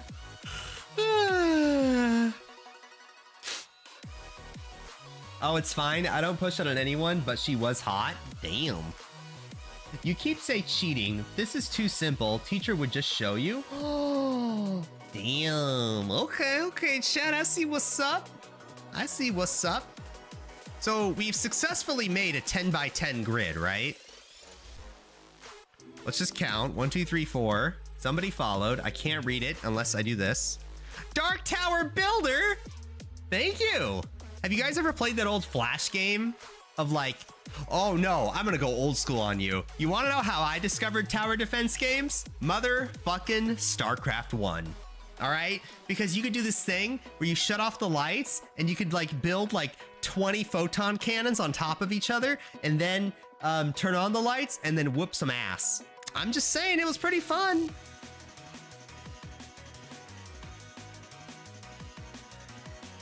Too bad you're just doing things the hard way. You're doing pretty good, all things considered. Don't give me positive reinforcement. You know I respond better to getting whipped, not patted, all right?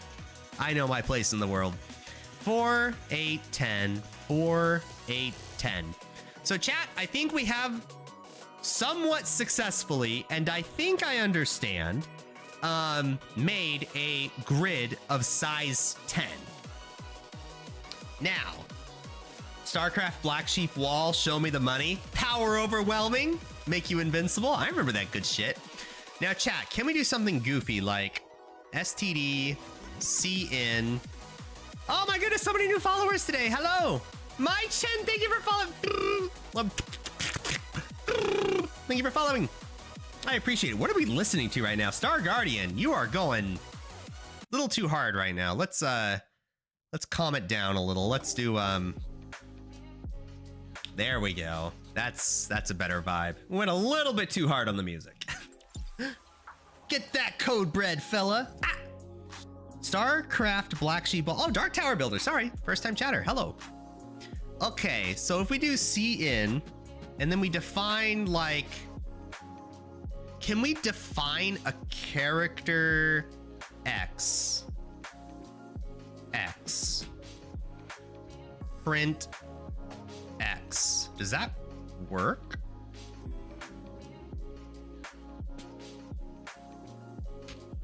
Oh, it does work. Oh, that's sweet. Oh, that's cool. This is getting way off topic. So if I did something like hashtag, adorable.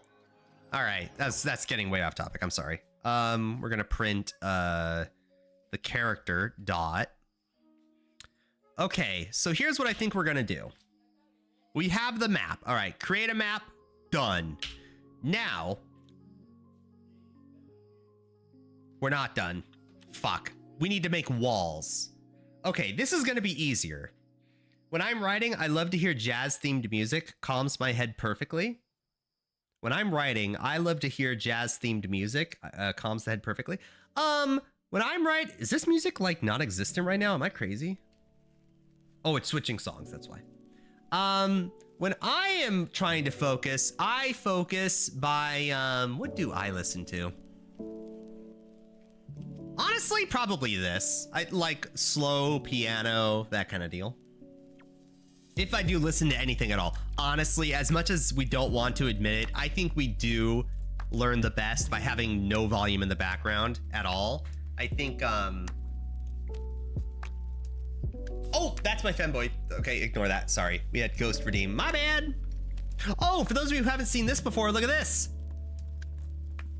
Wait. I forgot to turn on the highlights layer. Hold on.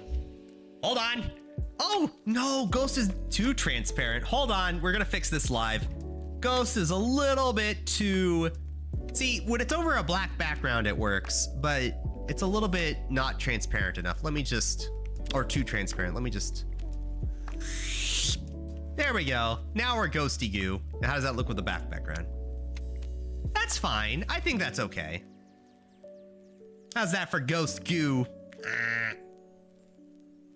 I listen to green sounds and drown out intrusive thoughts. Oh, geez, I can't relate. For new people, you don't know anything about me, do you? Look, I can switch colors that are not currently Oh, blue needs a little work. White is... Listen, we had to do a lot of construction. Pink is active. Oh, pink because it matches the femboy. Right.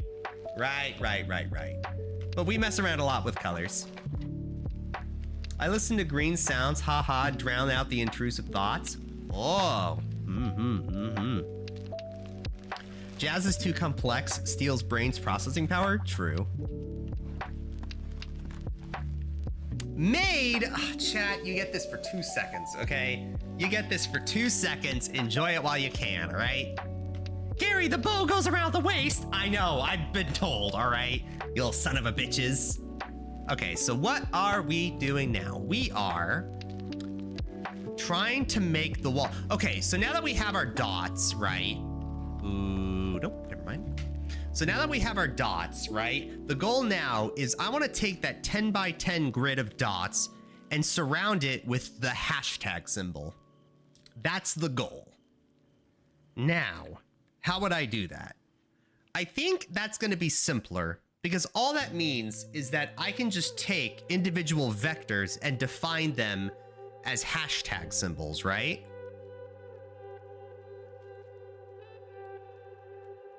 What if I copy and paste this, but then I write an if statement around it? So if blank, run this for statement. If, or else, I guess? Else, run this. Do I need a parentheses around else? I don't think so. No, I do. It does need to be surrounded by a parentheses, doesn't it?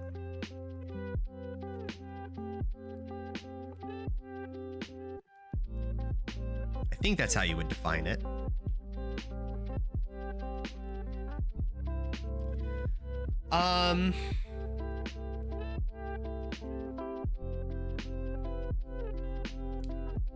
If, well, we're gonna change this and we're gonna make it hashtag. And we're gonna change a lot of this. So, in fact, I don't even need a for loop here, do I? We just need... Fuck, wait, how do I do this? I'm overthinking this. Hold on, back out of it. I'm way overthinking this. What I actually need to do is turn off made. Print 12 number on before the vector 1 for after each line and 12 after the vector. What? I listen to green sounds. Ah! Print 12 number, print 12 hashtags on before the first vector, before and after each line, and 12 after the vector. Am I, by chance, the only one here without C++ knowledge? No, I am. I'm with you, my Chen. Me and you. We're gonna be like this, chat. We're gonna be on, where is it? Boom. Oh, shit. Hold on. Oh, God, I'm turning, wait. Chat, what did I just turn on? Oh, shit. Chat, I have no idea what I'm doing on my stream. There we go. Okay. I think I did this right. I just had to refresh everything. Okay. As I was about to say, there was a fan art made of us yesterday. Boom! Look at that, chat. Look what was commissioned for us. I didn't even commission this. This was Casavia, a wonderful, wonderful friend. I think it is absolutely adorable. That rabbit is just straight up shitting out a rainbow. But you know what? I think it is absolutely fantastic. Love it. 10 out of 10 fan art. It's gonna be like us, my Chen. Me and you. See, chat, this is the difference between a good streamer and me. Because a good streamer would have made that joke immediately without tech issues, and I'm not fast enough. Am I by chance? Oh, nope. Me too. My C++ professor told me to change my major. Damn. A rabbit? Okay. So, what are we doing here? We want to... I understand what you're saying, Geargate. You're saying surround the map, like here. When we have our map here, you're saying just surround it with hashtags. I don't want to do that. And the reason I don't want to do that is because what we're going to do is the next step after we make a map is we're going to define properties like what is a wall, what is a floor, what is a hero, what is an enemy, right? And the reason we're going to do that, and the reason I don't want to make hashtags around it, is because the wall is going to be one of the defined properties. So this for loop is going to change. It's not just going to print, you know, dots. It's going to print, you know, wall tiles. It's going to print, you know, the floor tiles, right? It's not going to be a dot. It's going to be print out floor tile. That's kind of what we're doing here step by step. Random dungeon generator? More like getting a dungeon. We're more just getting a dungeon first. Let's worry about the random stuff later, okay? We don't need to include chrono and shit. So I want to actually make hashtag part of the for loops with the intention of replacing the hashtag symbol or the dot symbol with some enumerator of, you know, map tile. That's kind of what I'm thinking here. So we just put that up here. So we're gonna have like enum, hold on, enum map tile, and then have it defined as like wall, floor, not even floor, maybe just hero, enemy. Maybe we do include floor, I don't know. And then that's how we're gonna define an enumerator. And then we're gonna have that enumerator be in here throughout. So we're gonna be like C out, you know, wall kind of deal, where wall is defined as map tile,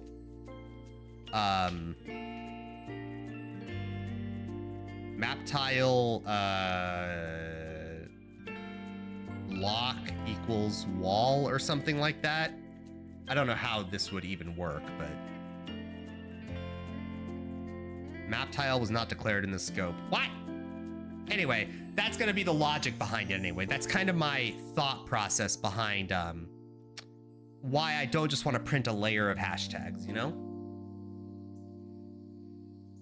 What's up? I know you keep recommending that, but I'm trying not to cheat. Like by not cheating, I now understand vectors and like printing 2D arrays so much more. Like I get it. It seems like you need to build your entities and then have a function that goes over them and puts them into your map array. Class enum short map tile something. Yeah, that's what we started at the beginning of the stream, and then people were telling me like don't define. So I was thinking like class map, I don't want to call it map, but like class map info. Ooh gosh. Definition is the enumerator map tile equal or is wall, and then have something like that where now map info is map info block equals wall. I don't even know if I'm doing this correctly, and then print wall or something like that. Does that make sense? Does that all make sense? And then we're gonna have like wall in wherever our logic is. Like that's what I'm thinking. And I don't know if that's actually correct, but that's kind of what I'm thinking. And then everything is gonna have like its own logic, you know?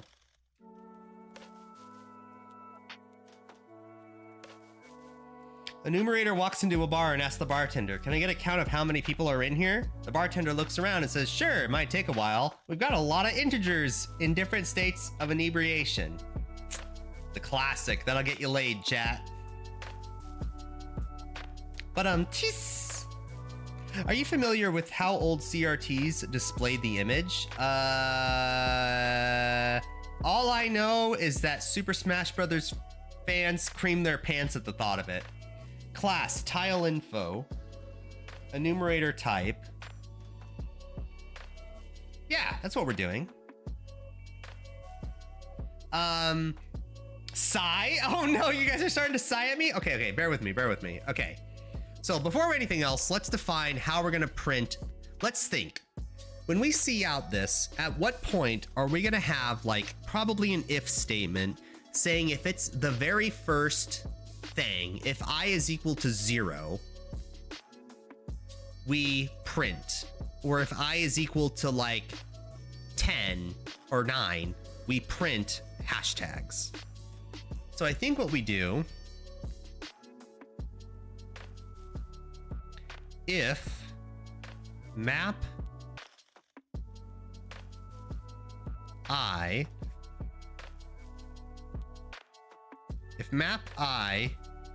of shit. Okay, if map I is equal to 1, right? Or 0?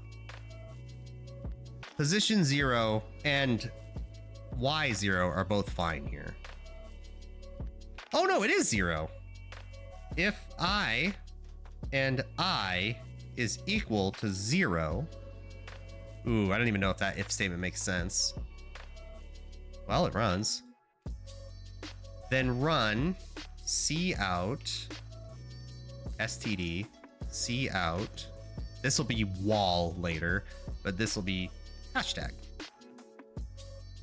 What does that even do? Okay. Oh, wow. Does that work? 1, 2, 3, 4, 5, 6, 7, 8, 9, 10. Also print a hashtag layer. Oh, that kind of worked. I mean, it didn't do what I wanted it to, in that it does what kind of Geargate was describing, where we were just making like an outer layer. So how do we make it so we can redefine it? So maybe map I of vector I is now equal to I. What does that do? 1, 2, 3, 4, 5, 6, 7, 8, 9, 10 hashtags.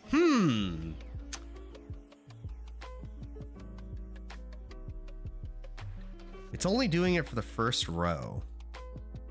If instead of numbers, what if we just print out real quick? I just want to see it's not replacing anything. Map. Calling this map was a really bad idea, isn't it? Map I of map A. This will print a lot of 1s and 9s. So it doesn't actually replace anything. I want to replace the first 0 through 9 with it. So what if we write an else statement?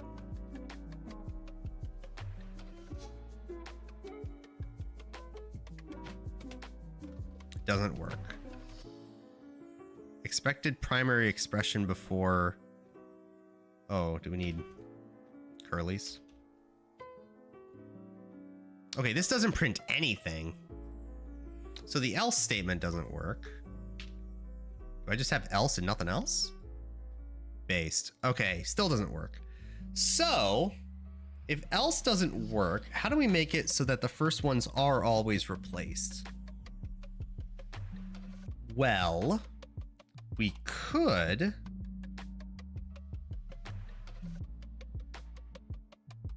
The reason why there's no space there is because every line is actually a dot and a space as one tile, which is going to be fine because that's going to be wall later. It's going to have its own properties, not space. So maybe we won't even have a space later, but we'll see. I can see a map by working with a looping vector on a display vector. Oh, just real quick, can we just define everything as like 30? Just so the dots like don't need spaces anymore. Hold on.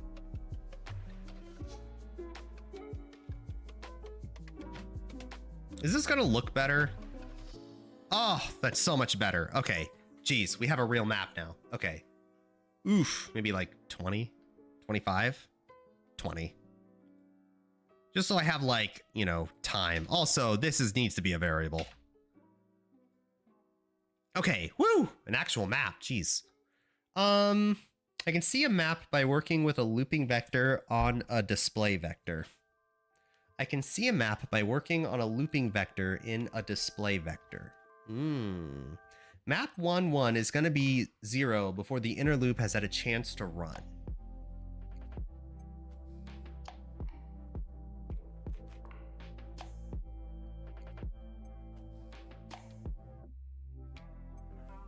Oh.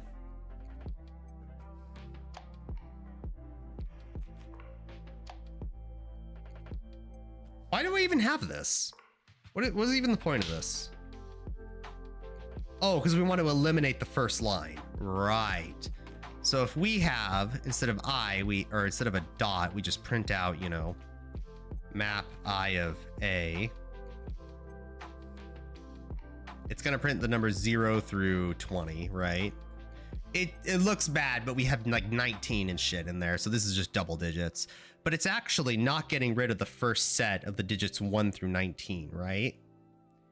It's still 3, 6, 9. Yeah, it still has just that extra layer of hashtag. So this is expected behavior, but I just want to get rid of that first layer of 1 through 19. What are you doing? Trying to replace the outermost square of a 20 by 20 grid with, instead of dots in this case, we would have a layer of hashtags. Now, this looks like it works, but it's actually just adding a layer of hashtags. That's not really what I want. I want to replace the first vector of vector, the last vector, and the last vector of vector, and replace all those with hashtags. That's the goal here. So I'm wondering if it's like an if statement. I guess I could write like int 19 instead of 20 and shit. Does that work? Oh, it kind of works. It's a little bit cheating though. Like, I feel like there's a cleaner way to do this rather than doing it all manually. Maybe like some vector function of like max size or something like that. Capacity. Hi, Smile Man. Cheese. Cheese. Hello, I'm Gary the Goo Boy. I stream every single day, baby. And today we're making a video game in C++. Same for 2, and 3. Maybe an if loop that catches the outer numbers. So we do like I is equal to 0 or map I, vector I is equal to 19. 20. No, this will always be less than 20. We should do 19. Something like that. Oh, this doesn't even work. 18? Well, that doesn't even work. Wait, what the fuck? This is an OR function. Why doesn't it see out? Isn't that a little adventure, huh? You could fill your maps with values and then print the tile based on the value. 0 equals empty, 1 equals hero, 2 equals wall.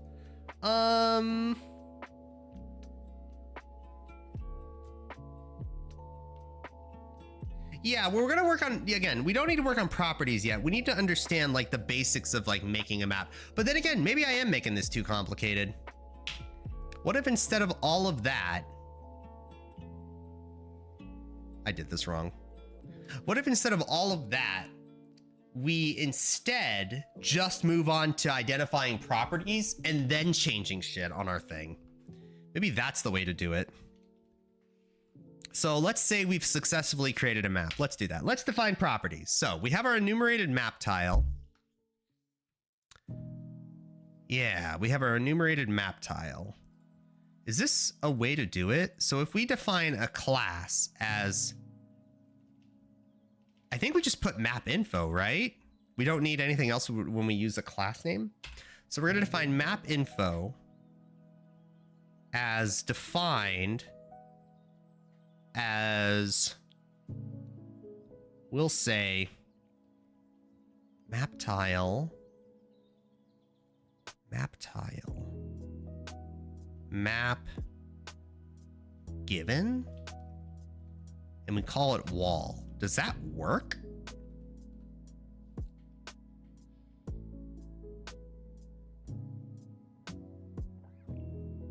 I'm trying to define in my head about how to actually identify these.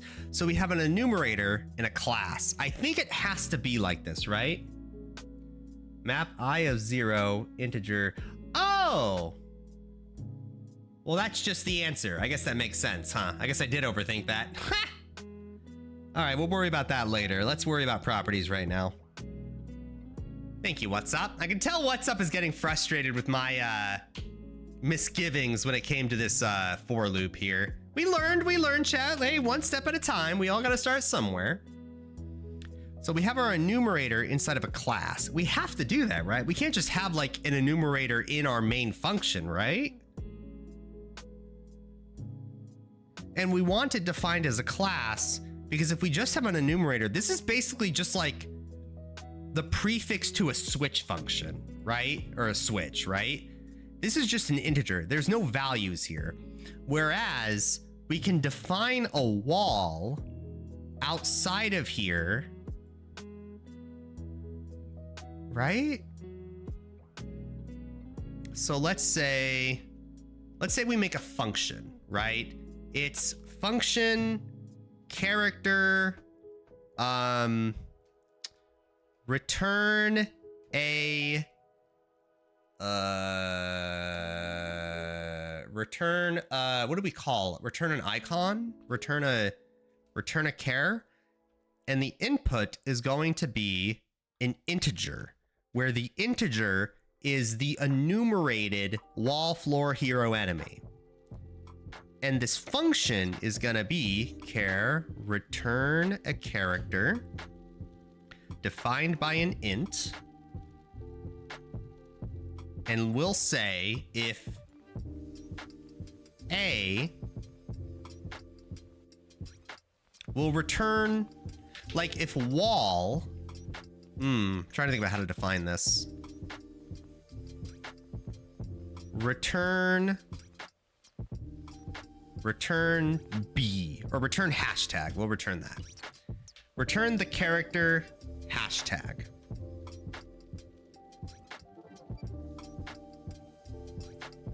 Oh, I guess character would be a return, huh? So char hashtag is equal to A, return hashtag.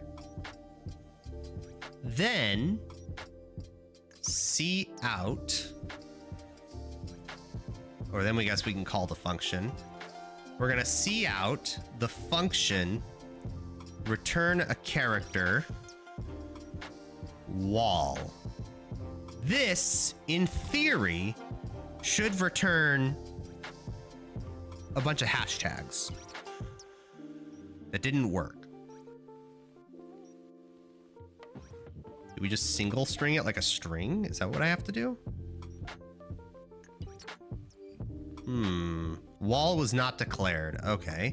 So map info A, B is equal to wall. B doesn't work.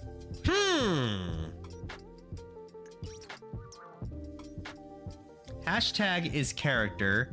Double quotes is a character pointer. Ah, okay.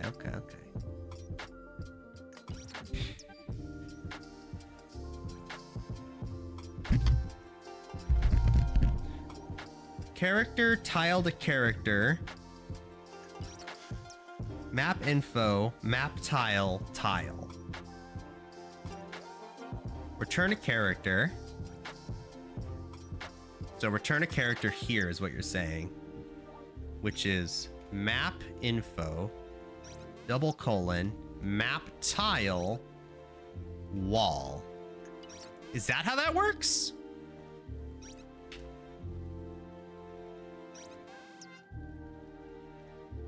Did not work. Map info, map tile is private within this context. Sorry?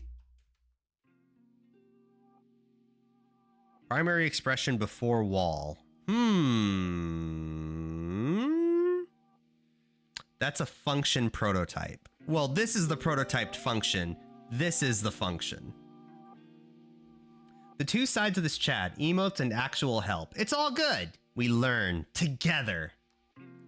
So if I'm trying to call, so the idea here, if you guys don't know what we're doing is we're trying to make it so that if I call return a character map tile wall, which is an enumerated class or an enumeration inside of a class, that anything with the property of wall will be here. I'm trying to call a function where if we return wall, it's going to return the character hashtag whenever I call map tile wall. And the hashtag is going to have all of the benefits of being a wall, so the character can't walk into it, basically. That's the whole point of this. It's going to automate a lot of this shit, so I don't have to like manually create a map. We can do different things with the map once we actually define what a wall is. But I'm having a little trouble actually calling the hashtag. So the idea here is we're going to have a class called map info. Under this class, we're going to have a public enumeration map tile, wall, floor, hero, enemy. Then we're going to call map info map tile wall is equal. I don't know how to like create. I don't know how to like create a property out of that. Character, return a character, which is this. Int A, which is map info, double colon, map tile, wall, or whatever tile we have. Return character function. Just return. I don't even need anything else. Just return hashtag. Still doesn't work. It's expecting a primary expression for wall. Return a character tile. Where are you getting tile from? Like, I understand what are you saying? Just wall?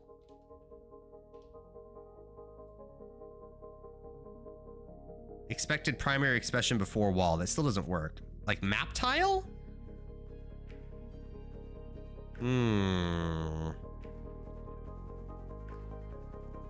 Map info, map tile. Tile is equal to map info, map tile, wall. Map tile has not been, oops, sorry. Character, return a character, redeclared as a different kind of symbol.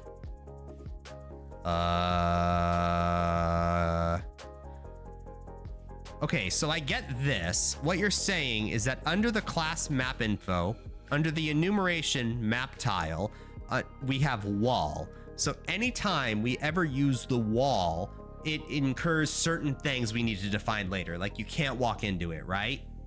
You can't see past it, all that stuff, right? So that's how we call this. I get that. We run the function return a character. So whenever that wall gets called on in our program, it deposits a character hashtag. Now, we're having problems here in that the return a character function is not successfully returning the hashtag because it's saying this function is redeclared as a different kind of symbol. Are we saying that it's no longer a character, but a string or something? The prototype is wrong. Oh, do I need to define it as map tile? Is that what's going on? Map tile was not declared in this scope. Oh, I know. Redefine, bitches. Not redefine. What is it? Def type? Type def? Type def? Type def, integer, map tile. That's a thing we need to have, don't we? Oh, shit. Oh, shit. Oh, my God. We figured it out. Oh, that took so long. Oh, my God. Chat, how did 18 people watch that? Oh, that was so painful. Don't do that, bitch. It looks like we're doing it. That looks very correct to me. Okay, so what happened is this map tile is an integer because an enumeration is a glorified integer, right? That's wrong? Okay, how is it wrong? Because it looks very right to me. This is horrible. Not like this emote? What? This looks very successful. What's wrong with this? I'm very proud of this. So here's my logic, okay? We have a type definition integer for map tile, right? Whenever we use map tile, it is a glorified integer. This enumeration is an integer of defining wall, floor, hero, enemy, etc. So when we call that enumeration in a function, wall, we're returning hashtag. Oh, you know what? This isn't correct. I see why. Because if we call floor, it's gonna be the same thing. But don't worry about that. We're gonna get there, all right? It's fine. Map tile, wall. Is that a better way to do that? Does that work? No, it doesn't. I wonder if there's a way to specifically call, there must be, to call a specific enumeration in a class. Using map info, map tile, not define. Coder at Paradise, hello again. Using map info, map tile, not define map tile. Use map info, map tile, not define map tile. What do you mean by that? You are technically not wrong, but this is the worst way to do this. Is it? I don't see a reason to use type def and... Sorry, do we need to be like... What is it, usual? Is that what you guys told me? It was, use or something? There was something you guys told me to do instead of not type def. Why does everyone hating on type def? This looks very successful. I think this is totally fine. You're technically not wrong. Using map tile equals int. Oh, using map tile equals int. Is this better? Is this what you guys are doing? Map tile equals int. Is this more appropriate for you guys?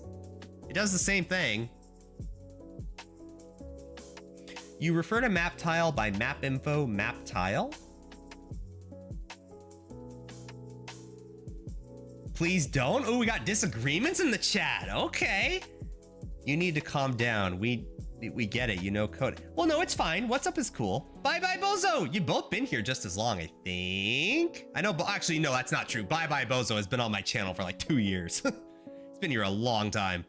This is like using duct tape to hold your GPU in place? What? Here, Gay, do you have a minute to pop on Discord and tell me what exactly is like the analogy there? Do you have like a minute? Because I would be interested in hearing your expertise. If you guys don't know, Geargate is an actual programmer, and I'm interested to know why this is like duct tape, you know? It feels very correct. Doesn't it? I'm very proud of where we're at because we're defining this as an integer. This is fine because now we can return. Okay, so we'll do like maybe this is where we do our switch statement, but we do like switch, maybe not switch. Yeah, we'll do switch. Switch case wall.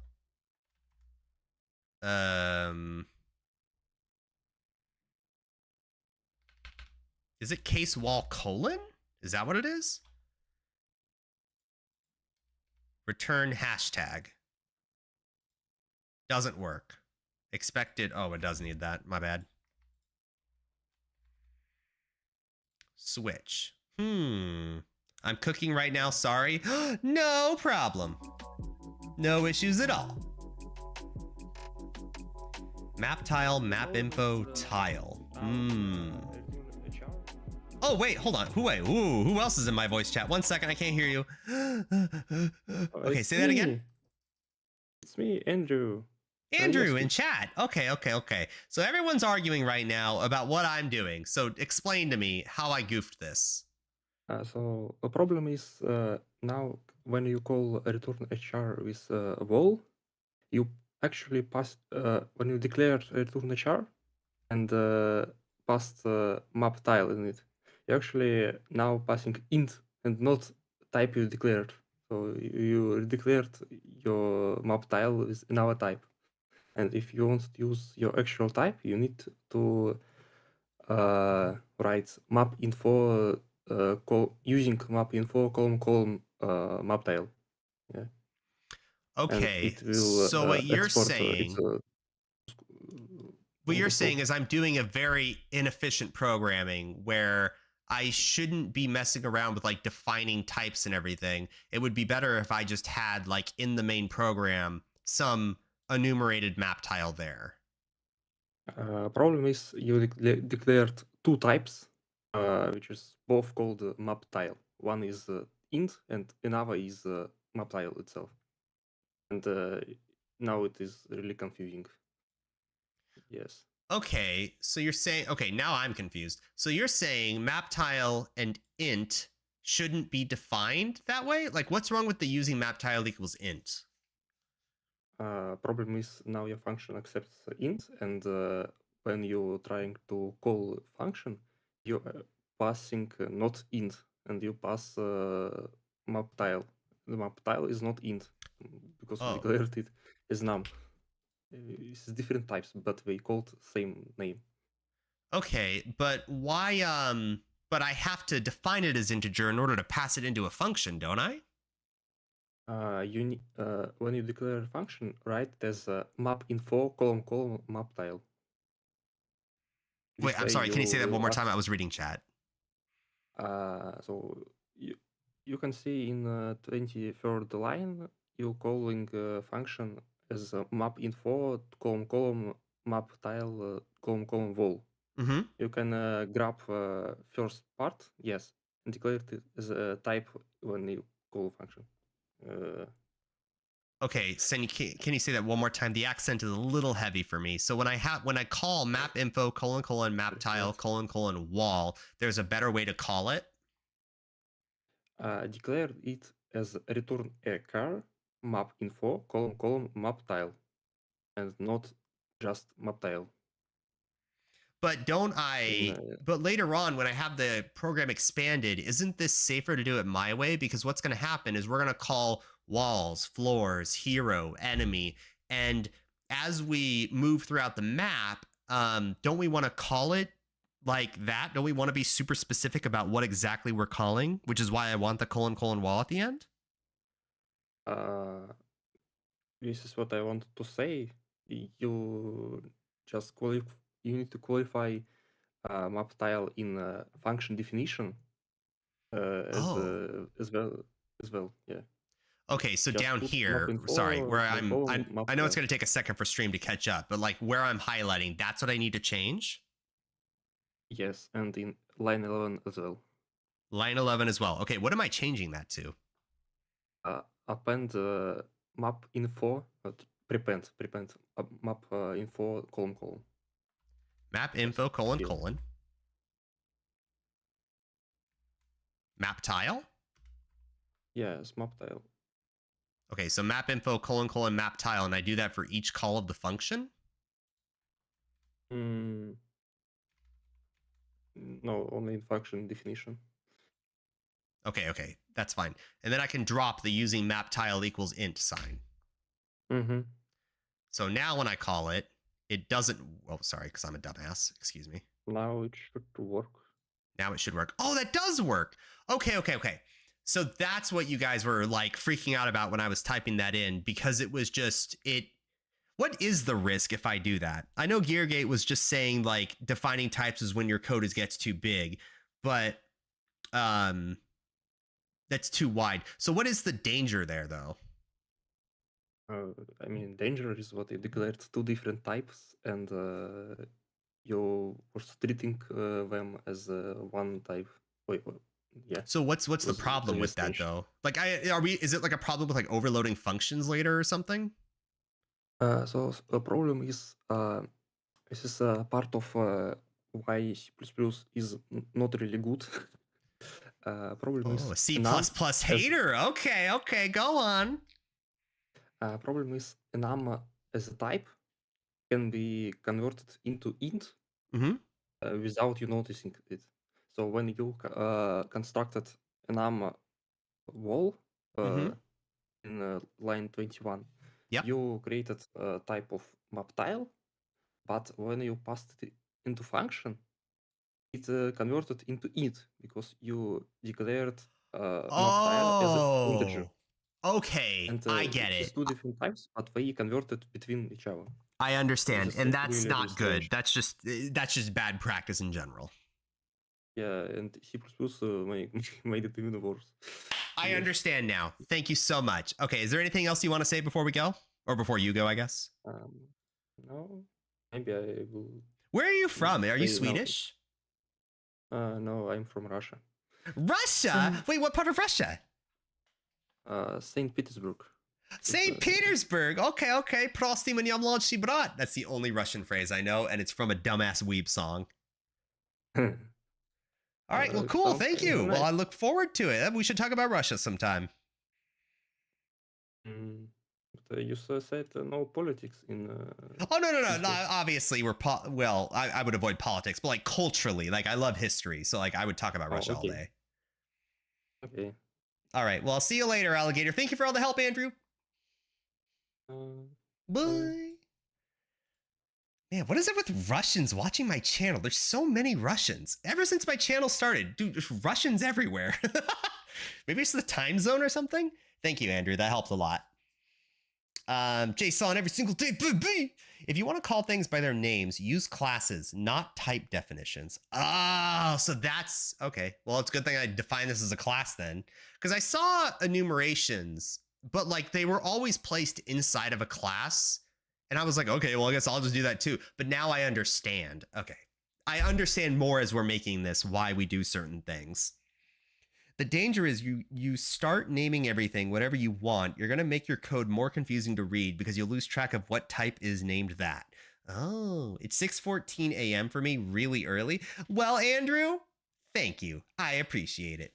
Try to use enumerated class. That's what we're doing, right? Where you have an enumeration in a class, unless you're saying something stupid like enum class, which sounds like you just made that up. Also, we need music. What the fuck? Ah! It was so loud. Ugh, my ears. Also, shout out to the 23 viewer spike we had a second ago. Hi. Hello, everyone. How's it going today? Enum class is real? Oh my God. Is that like a C++ thing or is that like a general programming thing? Why would you enumerate a class? Oh, that sounds so confusing. I don't even want to wrap my brain around that yet. Why would you enumerate a class? So when you have an enumeration, you're defining different, how would you even like syntax that? It's like enum, class, info, definitions? I don't even know. Would you like put functions here? Like, I don't even want to like open that can of worms. 98% of the things are common between languages. Oh, and C++ just does it better? I see. Enumerated class is better because it's not auto-converts into int. Oh, well, it's auto-converting here, bitch. All right. So we have our map tile, wall, map tile. Okay, now let's do a switch statement. So depending on what we call on our return a character function, I want to switch. And I think that means we use curly braces here. Actually, I never really used the switch function before, to be totally honest. So we have our switch. We have case, wall, colon, and it'll do that thing. So does this work as is? That's the question. No. Expected primary. Okay, sorry. Do I even not have anything here? Do I just have a switch? Fuck. Oh, I need a definition. Map info map tile. Sorry. And now we need a curly brace. I'm figuring this out as we go. Bear with me here. Boom. Fuck. Better is a strong word. Oh, geez. A switch statement. A switch statement is better because it's not auto-converts. Oh. Enumerated class is most C-like programming languages would be for the enumerator, except Rust. C enumerator is stupid. Enum class is most C-like programming languages would be also like Python. Please give your parameter a name. What, this? Are you saying like map info, map tile equals int a? Something like that? Would that work? And then this is just a?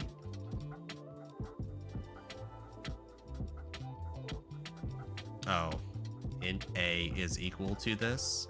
I don't exactly know. We've never really fucked around with switches before, but I think this is an appropriate case for one.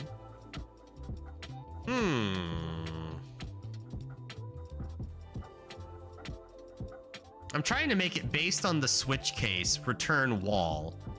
But I don't know how to define that easily, actually.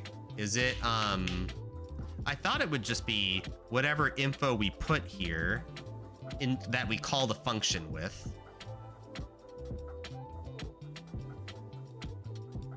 Gary, I have 10,000 points. You need to fix the redeems to be automatic. Based and true. Return a character, map info, map tile, tile. I don't have a tile. There's no tiles on here. Are you saying map tile? Unless you're saying we need to define map info, map tile as a class or an object, like object or something. Or I guess we can call it just a. Okay, I got you. So return a, switch a. That's what you're saying this should be, right? Oh, no, no, no, no, no. Boom, like that. That's what you're saying. Doesn't work. Well is not declared in this scope. Wall is not declared. Why? What is this? Case, map, info, map tile, wall? Is that what it's saying? Has not been declared. No, this doesn't work. Please give it a good name. Well, called tile or something like that. I'm trying to get the syntax down before we get moved to the logic, right? I can make it cleaner. Fine, tile. Like it's more that I need to. It's more of a syntax thing right now. That's what I need to know. So at this point, it can be spelled out to me. I just don't understand how to actually use the switch case. Like right here is where we're having issues. So we have our called function. We're calling this enumerated wall here. It is tile type wall. It is created here. Oh, do I need to put tile up here? Is that the issue? No, that doesn't do it. Map tile, map tile. Oh, shit, based. How did you even spot that? Oh my God, it worked. Oh my God, you guys are programmers. Is that the life of a programmer? Do you guys just like, are you guys like the Matrix where you see all the numbers and you're like, hold on. Are you guys like this? Are you guys like looking over your code like, there, it should be a semicolon. Like, is that your life? Dude, based and true. All right, that worked. That's great, actually. So now we can do case. So that's wall, map info, map tile, floor, return, a dot. And obviously we can define all these later, right? When it's of these cases, we can actually like tell the program what it is, but you guys will get it soon here. What do we have? Hero, return. Our hero is probably just going to be called capital H. God damn it, autofill. semicolon, and then case, map info, map tile. This is enemy. Return a E. Colon. Okay, so now we're gonna call floor. Doesn't work because we're missing a colon. Sorry, hold on. Boom. Doesn't work. Map info, map tile is not declared here. Wait, what? Map info, map tile is not capitalized. There we go. Now we have dots. So if I call the hero icon, it's going to return capital H's. And if I call the enemy, it's going to be lowercase e's. Oh, chat, this game is coming together. Hey, Gary, hope you're doing well. Moist Buddha. Yeah, I've spent hours bug fixing something because of a type before. That's why you telling me to not fuck up with my types. Hi, Gary. You look like Rimuru Tempest. Margaret Thatcher. You sound like a politician. Hello, I don't know who Rimuru Tempest is, unless it's Holo Stars, in which case, based. You can do using map tile inside function to remove some boilerplate. Andrew, I don't even want to begin to ask what is boilerplate to you because I'm scared to even ask. But we have our basics set up here, right? The progress is real. It is real, all right? Thank you, everyone. Thank you for following. Neantastic Uwu. Wow, you are so weeb, but I don't judge you. Thank you everyone for watching today. It's been a long time since I've had this many viewers, but I'm glad you guys are enjoying this game a lot, apparently. But hey, we're gonna make Rogue together. Okay, so now we're gonna default to floor here. So now I don't need characters anymore. Whenever I call a wall, a floor, a hero, an enemy, okay, now that's great. Okay, so now we've defined properties. That's done. Now we need to, I know you guys don't see this very well, so let me zoom out, I guess. Whoop. Who followed? Be a cool gamer. Hello. Neontastic Uwu. Excuse me. Oh, man, I wish I had a better, hold on. I'm gonna make a new desktop capture so I can actually make this joke instantly.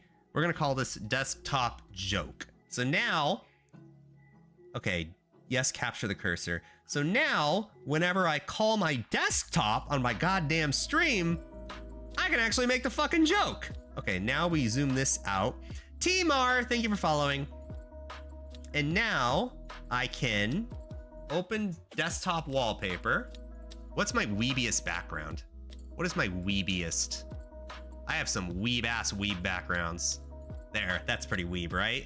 Now, whenever I want to be like, oh, really? You're talking about blah, blah, blah. Bam! Make fun of the weebs.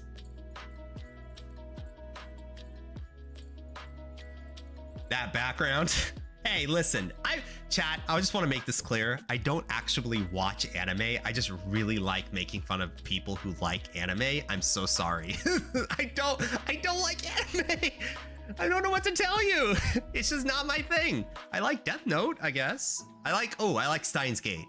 But like, you start going into like high school shit, you lose me, okay? The moment I hear a senpai, I get an aneurysm, okay? My brain cells stop colliding with each other. Unfollows. Oh, I like VTubing. VTubing's not weeb. Another problem is that you can't see the compiler's error messages. What do you mean by that, Andrew? Like C++? Wouldn't such a low-level language let you do something like that? Like, can't I see that? Can't I see like the kernel or something? Can I do that? It's debug, right? Start. Cancel? I don't know what I just did. Oh God. I ran the debug and a bunch of text appeared on the bottom that you guys don't see. And now everything's back to normal. So I don't know what happened there. Another problem is that you can't see compiler's messages. An imposter! How dare you? Ah. Okay, so enough fucking around, chat. Stop fucking around. Let's define shit. So first, we're gonna define the wall. So whenever a wall appears, we get blocked by it. But maybe before we define a wall, let's define the hero. Also, we should probably zoom this out just a little so you guys can see a little bit more of the code. That might be a more wise thing to do here. Why does it snap? Why does OBS snap? That's so annoying. Fine, you get that. So let's switch it. Let's define the hero first, and then we'll define a wall. So in order to define the hero, H, we need to print it first. So maybe std cout return a character map info. There must be a quicker way to do this. : map tile : hero. And then this is gonna be at position 5, 5. So how do we return that? At map position 5, 5. So maybe we do something first. Maybe something like map 5, 5. Oh, I know. Map I. Oh, I could just do something simple. I'm going to be like I is equal to 5. Map I. Obviously, we can move this into like its own thing, but like, just bear with me a second. Is map 5. Fuck. Map I. How do I make it equal? How do I define a position of the map? If I want to say something is at position something, how would I do that? Map position 5, 5 is equal to... I can't make an integer-based vector contain the function return a character yada yada, right? I can't do that, right? And then do something like map cout 5, 5. There's no shot this will work. 72? Well, it did something. Return a character hero. Debug is usually useful on big codes when you need things step by step. Yeah, we can see the individual addresses of memory. Can you? Is that bad? Create a vector of map tiles instead of ints. Isn't that what I did? Isn't that what I already did? Because the entire map as it is right now, this dots, these are all running the function return a character. These are all the floor icons, right? Is there a reason why you use code blocks as your IDE, or you don't really care what IDE you use? I like code blocks because it's just what I have experience with. There might be a better one, but this is like so easy to set up. You install it, it comes with a compiler, you run it, boom, easy. Oh, so beautiful. Why, does everyone hate code blocks or something? Is code blocks like the Packers of programming? Is code, what's like a weeb analogy? Is code blocks like the Attack on Titan of like programming languages or IDEs? Chat, I don't understand the difference between an IDE and like a programming language and like a compiler. I legitimately don't, but don't explain it because it's a little too early for me. I'm reading a book. Did I tell you guys that? I'm gonna start reading this at work. I wanted to like have a long form read because I have time at work a lot. I have like, chat, I only work like 3 hours a day. I want to read Computer Architecture, a Quantitative Approach by John Hennessy and David Patterson. And basically it's an actual full length textbook explaining like CPU cycles and all that shit and all just the numbers. And I think if I'm going to understand C++, I should understand this, right? Like, if you don't know anything about memory, why are you even bothering with like a low-level language like C++? So I'm gonna start reading this. Now, what I really like about this, oh, but here's the best part. What I really like about this is you see these like numbers here? The way the book defines it is it's like, if it's 10, it'll take you like 5 minutes to run the exercise. If it's 20, it'll take you like, you know, it'll take you like 10, 20 minutes to run the exercise. If it's 25, it's gonna be like, you know, an hour to run the exercise. And if it's all the way up to like, you know, or what was it? Hold on, they defined it at the beginning. There's something I really liked about it, which is like, preface. I read it somewhere in here. Basically, it like gives you lessons and they're like, this is like the expected time it takes you to actually like do the thing. And then it gives you a bunch of exercises. And I was like, ooh, I really like this. So like 4i equals 0, go up to 999, I equals I plus 1, so I plus plus, x array I plus y array I. Every iteration of the loop can overlap. See, this is the kind of shit I should know. So we're gonna read this, or I'm gonna read this on my own. I'm obviously not gonna read this on stream. Like, I feel like basic compiler techniques for exposing ILP. What is ILP? I don't fucking know, but I'm gonna read it. Does it have C++ 17 or 20 though? Codeblocks is a fine editor to start with. Katana Steel, thank you.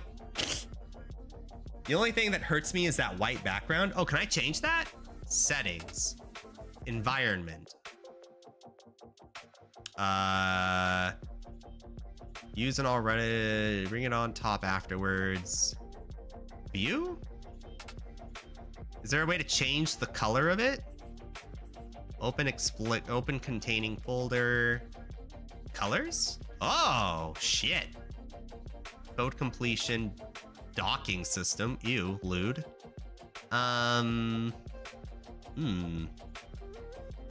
Oh. Brick background? Wait, I can do that? I don't know what that did. Yeah, you can. I don't know where you change because I use other IEDs. Using declarations supported from C++ 17. I don't know. I feel like I'm not really in a position to use new shit. I feel like I should understand the old shit first.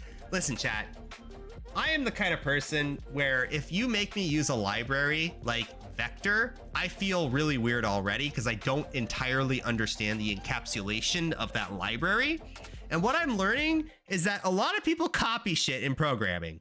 Like, I've always heard the memes, but like when I needed in like a sorter or something, everybody was just like download, just fucking go online and just use a library, just copy paste. And I was like, I'm not learning anything though. It's like, just copy paste.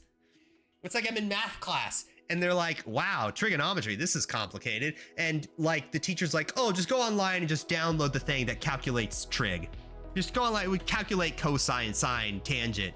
I was like, but like, I don't really understand it. And they're like, no, just download it. It's fine. Don't worry about it. Like, that's how I feel when like comes to programming. I think that's why I like C++ a lot, because it's making me understand like the basic shit, you know, like 2D arrays, which is like super basic. I've never seen people use code blocks. I've only seen people use, sorry, I dropped my armrest. Oh God. Oh, sorry. When I get off camera, I look really high. I can't explain it. I've never seen many people use code blocks. I've only seen people use versus code or JetBrains. You made that up. JetBrains? That's like the most tech bro name. If you want to understand the old shit, what are you doing coding with a modern language such as C++? What? C++ is like 50 years old. How the shit is this modern? Hell, hold on, chat. You're gonna make me Google it. I can't believe you people are gonna make me go.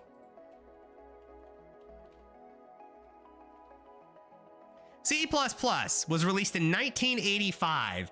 This shit is 40 years old, chat. This is new? 50 years old is new. It's like a toddler. Code blocks is fine. Okay, hold on, you motherfuckers. Python. When was this invented? 1991? Son of a bitches. It's 6 years younger than C++, and y'all love this so goddamn much. When did C come out? 75? 76? Wow, it's so... Oh, whoa, no, this is the letter C. What the fuck did I expect Googling that? Jesus Christ. Gary? C programming language. 1972, damn. CodeBlocks is fine. I use NeoVim personally, but to configure if you program in Lua, I don't... Half the terms you guys use, I don't know. When was the letter C invented? It was a Roman numeral. It's C for century, so it represented the letter 100, or the number 100. Hold on, before we do anything, does anyone know how to change the color of... Change the color of the background? That's something to Google. Hold on. Code blocks. How to change color background. In the settings page of the style settings, select minimal. Settings, style settings. Settings. There's no style settings. Is it down here? Autosave, help files, environmental variables. Environment variables? Wait, what does that mean? These variables are applied on startup or manually within the focus of code blocks. Oh. So you don't need, oh, so if you work in like if your job is to go from company to company to create a database for them, you could like set yourself up to create that database as quickly as possible with environmental variables. Is that what that means? Like dark mode? Yeah, like dark mode. Config preferences main, it'll be there. Oh, shit. File. Not under file. Chat, you lied to me. There's no config. Settings. It must be environment, right?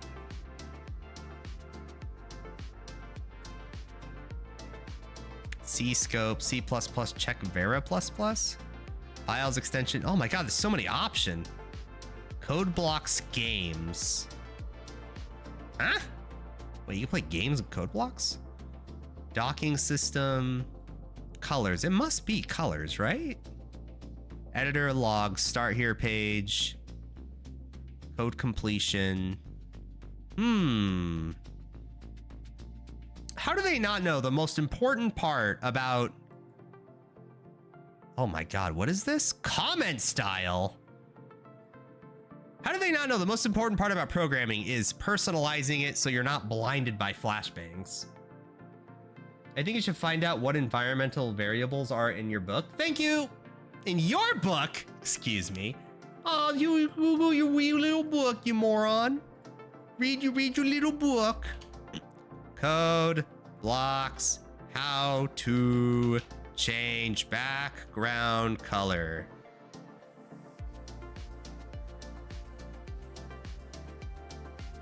How to change or add dark theme to code blocks. All right, what do we got?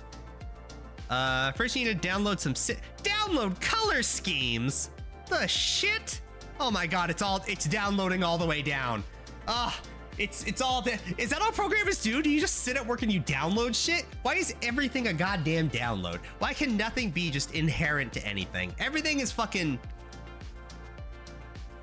I asked for this. I'm doing C++. I've earned this, you know? Okay, here's what we're gonna do. We're gonna save it here. This project... ooh, I shouldn't save it as. Can I just save?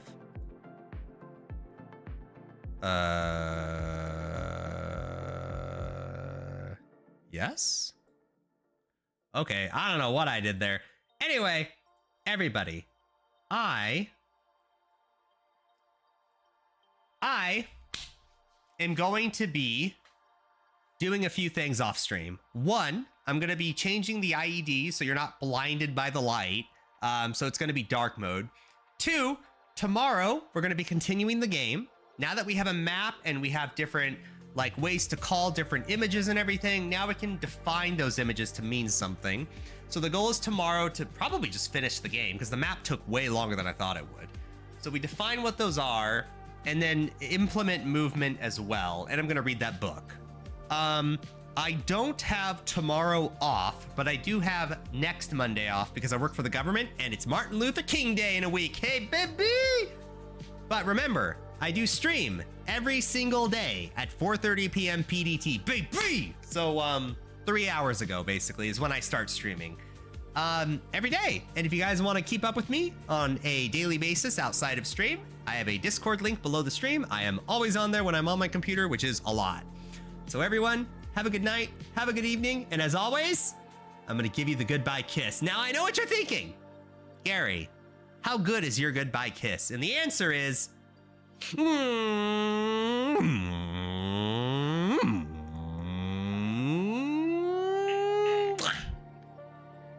See you later. Thanks for all the new follows today. Oh my god, so many viewers.